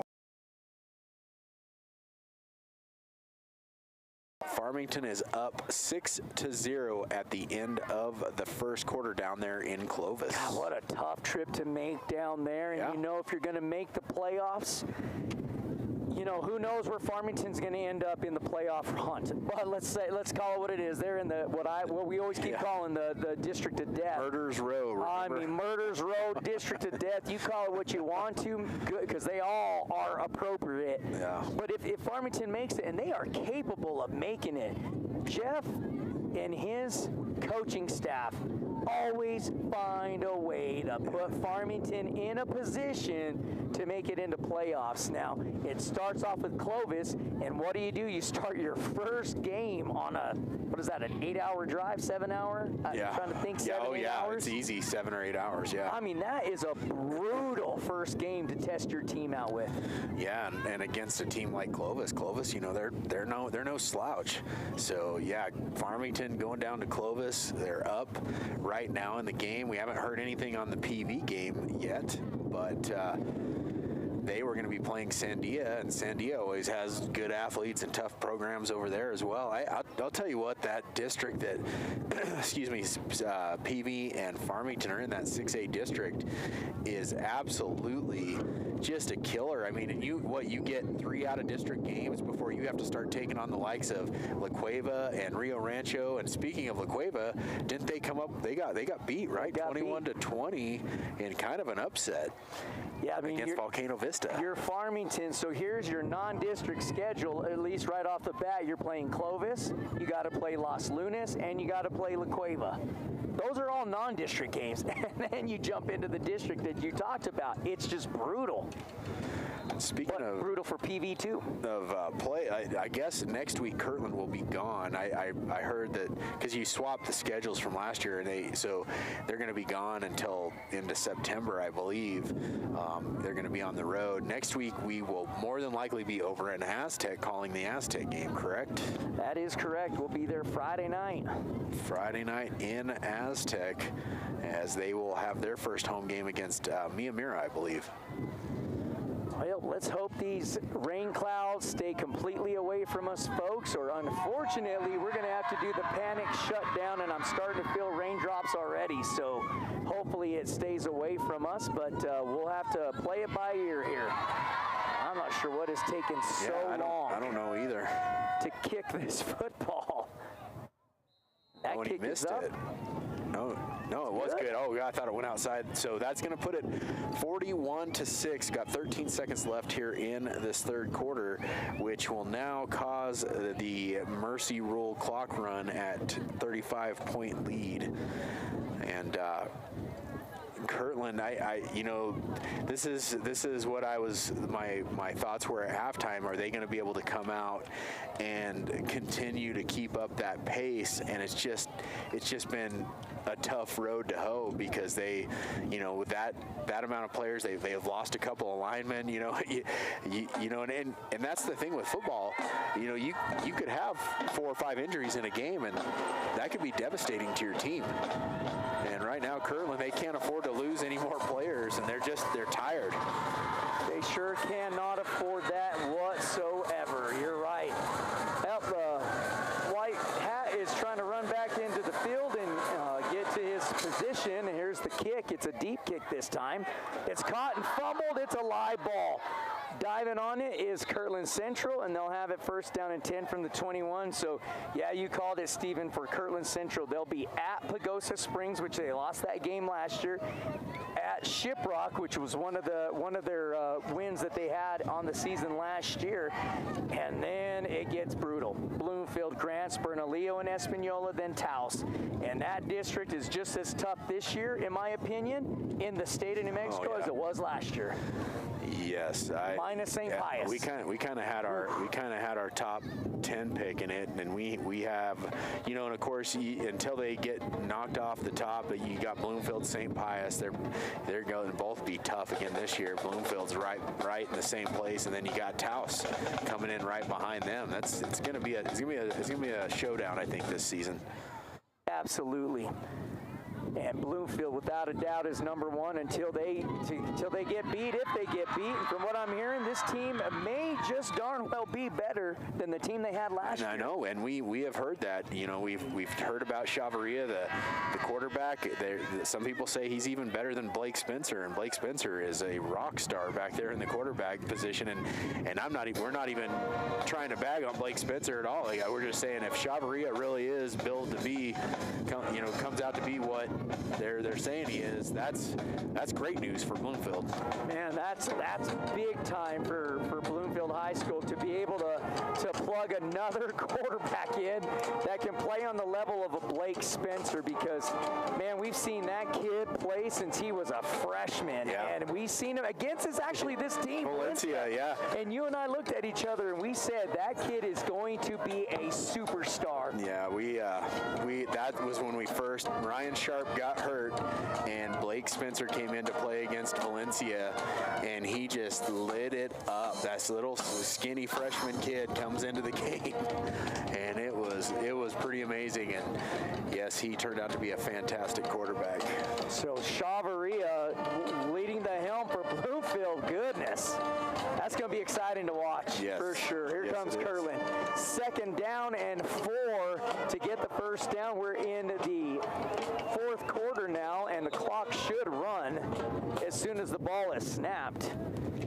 And not stop unless there's a timeout or a score. There's a snap. Play action. He's got somebody down on him. And he hit the ground, but the tackle on the side, Steven, completely missed his block. Untouched. And got his quarterback blasted from the blind side. Well, and even, I don't know if that was Decker or who that was back there. By the time he saw him, it was too late. He couldn't even throw a block. That's tough, and that's tough on a quarterback because they always tell you, this is one of the most ridiculous things I've ever heard in the NFL. You always hear these guys say, oh, they'll feel the pressure. No, you won't. You're running for your life away from the plate. There's no way you can feel the pressure coming from behind. What does that mean? It's just so dumb that I hear people say that all the time. They're not looking behind them. Their eyes are down the field. And when an announcer says that in the NFL or college ranks, I'm like, that's just the dumbest thing to say. That's easy to say when you're sitting up in the Absolutely. booth, isn't it? when you're running for your life. When you're us, it's easy for us to say that. So it's third down and 8 now after the 4-yard loss on the sack. And here is motion, jet sweep, fake. Going to be a keeper by the quarterback, Salt, but he just has nowhere to go. And this is going to force Kirtland to punt the football away again. But, they've got running clock as it's a 41-6 lead here for Valencia. And, when we first started this game, we looked at how many seniors Valencia lost, Stephen. It's a significant amount when you consider they lost 60%, maybe 70% of their offense. I'd probably say 70-80% of their offense from last year in their running back. Well, but they brought most everybody back again. I mean, it looks like they've got a good start. When you got Merez, you got Holloway, you got Storms back there in the backfield. I mean, they've got some really key players back there that are doing a fantastic job for them. Well, and Kirtland has a future this year. That's a great kick. He cranked that thing. Caught at the 40 with the fair catch. But, the way we seen Kirtland play in the first quarter, finish the first quarter, go into the second quarter, I gotta think that these guys are going to rip off a couple of W's before they hit district. Well, it's... And you're not trying to make excuses. I mean, but it's the first game, right? Yeah. And you saw the potential they have in that first half. I mean, that was not a bad first half for them. Now they are fatigued, but like you get a few games into the season, you got all these players now on the sidelines that have helmets on and pads on, and they can get out on the field. You can give some breathers. You can actually get some guys out there on special teams to get some breathers. You know what I mean? Like you can put some of those younger guys out there and do some special team stuff, and it really helps your team out. Here's the snap. It's a handoff to the trusty running back in Storms, and he just is going to lower his shoulders. Shoulder pads, drag about 3 defenders along with him. He is a strong, strong young man, and I'll tell you, they're in good hands. They may have lost their stud running back last year, but insert Michael Storms III, man, I think you're in pretty good shape if you're Valencia. Yeah, and I'm kind of wondering if Coach is going to maybe start pulling some of those guys out. You don't want to risk it. Yes. You've got a long season ahead of you. I know they want to play, but there goes Storms again, and look at all the blocking he has out in front of him. That kid is shifty quick, isn't he? Look at him. Another nice run by Michael Storms. But it's like I said, you saw him. He got right in the middle of all of his blockers, and he just kind of shifts around right there in the middle of them and keeps the defense on their heels, and his blockers stay right there in front of him, and he just rides them down the field. Great vision. Great run, yeah. Great field vision. And here's what I like seeing about Kirtland right now, Steven. They know they're getting the doors blown off them. You don't see one player hanging his head. Not one player hanging his helmet. Look at this. They're still getting in the backfield, making hits. A ton of energy. There's number 16 with a quarterback sack. That's number Davis. 51 and 16, yeah. I mean, look at that. You see there on the field, they're energized. They're standing up. They're going. You don't see anybody hanging their heads or, throwing their hands up. When you start getting beat like that, you start seeing that sportsmanship sometimes, and I don't know what the other word, what I'm looking for, but you don't see any of that from Kirtland. They're still fighting. They're still battling out there. There's a snap handoff to Storms again. Big cutback. He's going to score. He's going to get in the end zone, and it's a touchdown. Valencia really didn't need it. But hey, when they're running the football, it's not like they're throwing the football all over the field. You know what I mean? They just hand it off and try to stop us. It's like I said, that Kirtland defense they're just fatigued. They're tired, and in the first half that wasn't happening. They were getting out there, they were getting the tackles, and that's just not happening now because they're tired. And that offensive line for Valencia, they have some freaking big kids down there, and they are getting the job done, opening the hole, getting they got them all trapped on the inside right there. Gave Storms a nice running lane to the end zone, and that's going to be up and good, and that's going to bring the score to 48-6 as the Valencia Jaguars have a big lead here with 6:20 left to go in the fourth quarter. Well, with the running clock, we know how this works. We'll look down, and next minute you look up, and it's the 30 seconds left in the game. But hey, we would just want to thank all of you for tuning into Desert Sports Live. Next week we'll bring you Aztec Tiger football. We wanted to come out here and bring you Kirtland Central football, as we got a call from our good buddy Isaiah Valdez and said, hey man, if you guys ain't got anything going on Friday night, love to have you out here. We said, ironically enough, we don't have anything going on, so we'll be there. And we've had the red carpet rolled out for us over here. They've done a fantastic job treating us here, giving my lovely wife, actually the fans giving my wife water, which is fantastic. I mean, just top level, first class treatment here by the fans from Kirtland, and of course the athletic director and Isaiah Valdez. Couldn't have been a better first game for us. He's been a great guy. He's helped us out a lot, got us in here. We hope to be back at some point, maybe do another game. We certainly would love to do that. Here's the catch by number 6. And again, just doing a fine job all day long, returning the football back. And Steven, actually, we haven't even really talked about the special teams blocking, because he's had some fantastic runs. Has number 6, Atcity, returning the ball in the kick return game, but we haven't spoken enough about the blocks he's been receiving. I'll tell you what, you look at this Kirtland team, and just throw the score out right now, but just look, they have some potential on this team.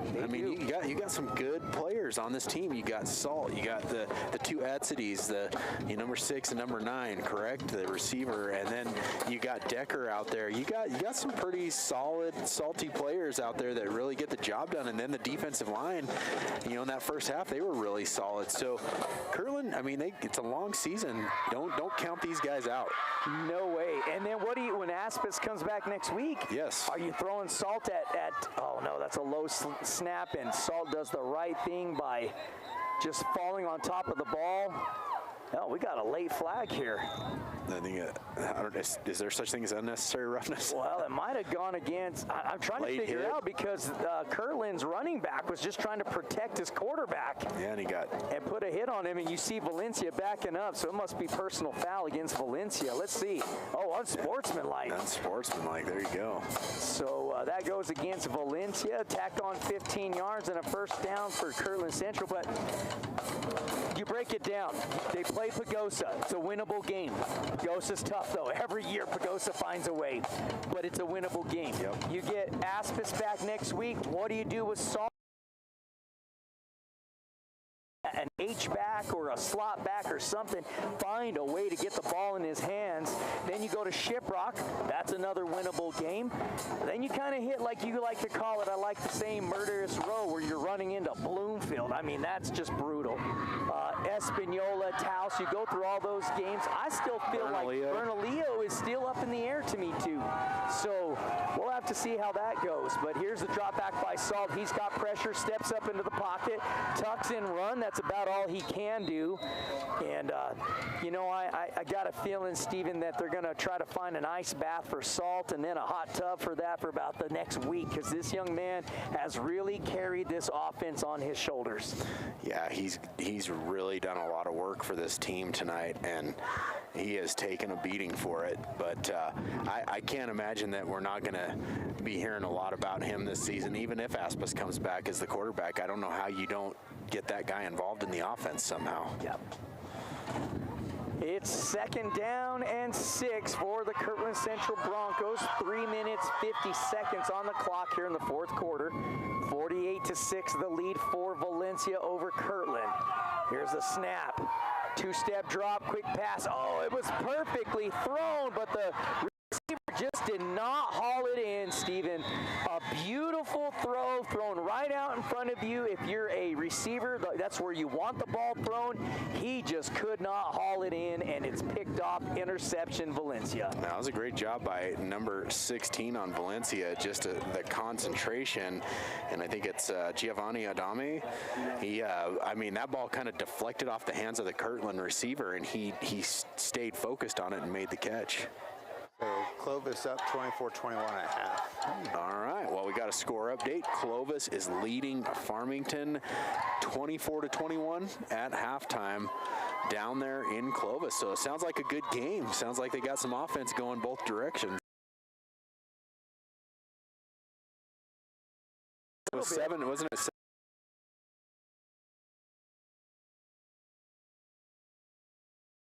Start. I don't understand this by Valencia. I really do not understand this. They still have their varsity first team out there when the score is 48-6. I just think it's a dangerous move. It is. I get it. The kids want to play or whatever, but as a coach, you gotta keep these kids healthy. Now they're bringing in some different guys. The number 22 just came in for Storms, but yeah, I'm with you. It's dangerous to not get those guys out of the game. Yeah, that's pretty wild to me. I am quite surprised to see that out there with 2 minutes left, and you still have your starting quarterback in the game. Pretty wild, but I guess that's why I'm up here and they're down there. That's right. Another handoff, so just 21. Run the timeout here. That was 8. I have Aiden, and I see far. I can't see it in the light. Farless. Aiden Farless, sorry, with the carry. We don't have any light up here, so I can't see my roster anymore. And Farless has had a fantastic game defensively for Valencia. He's been in a lot of plays.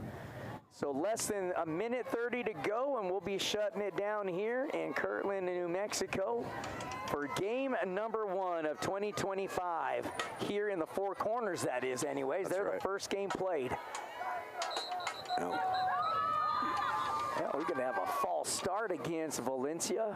So maybe that's some of those new players that are in the game now and trying to get settled in. The umpires right on top of that. But, Well, you know, we saw some good things and we Sure saw did. some things that really need to get cleaned up. But that's how it is. Whenever you come out in that first game, it's always a learning experience.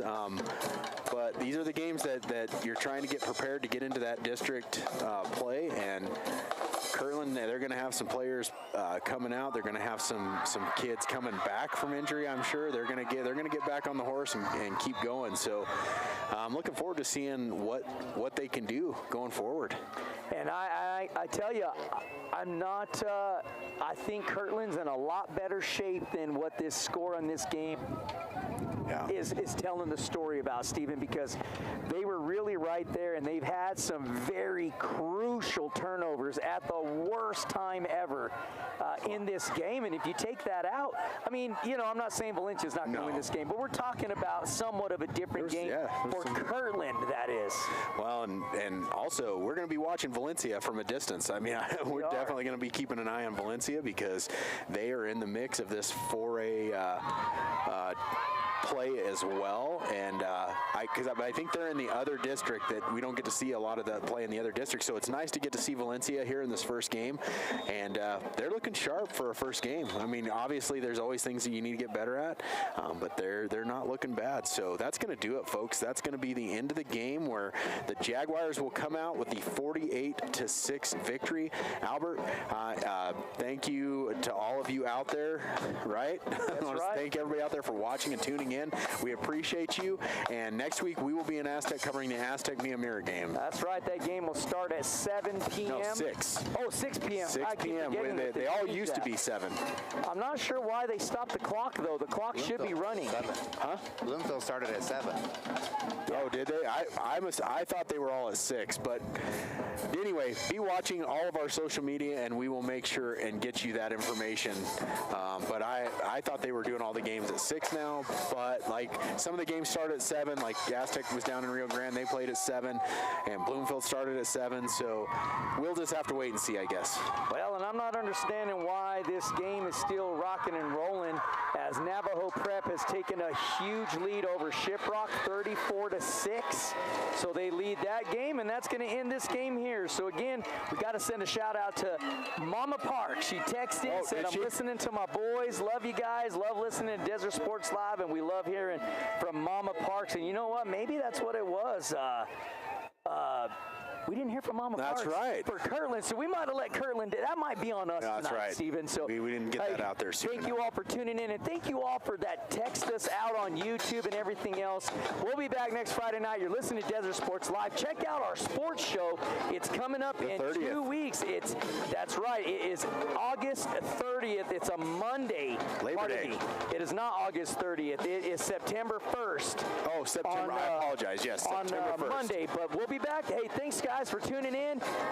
God bless. Safe travels to Valencia and their parents, their players, their coaches, and fans.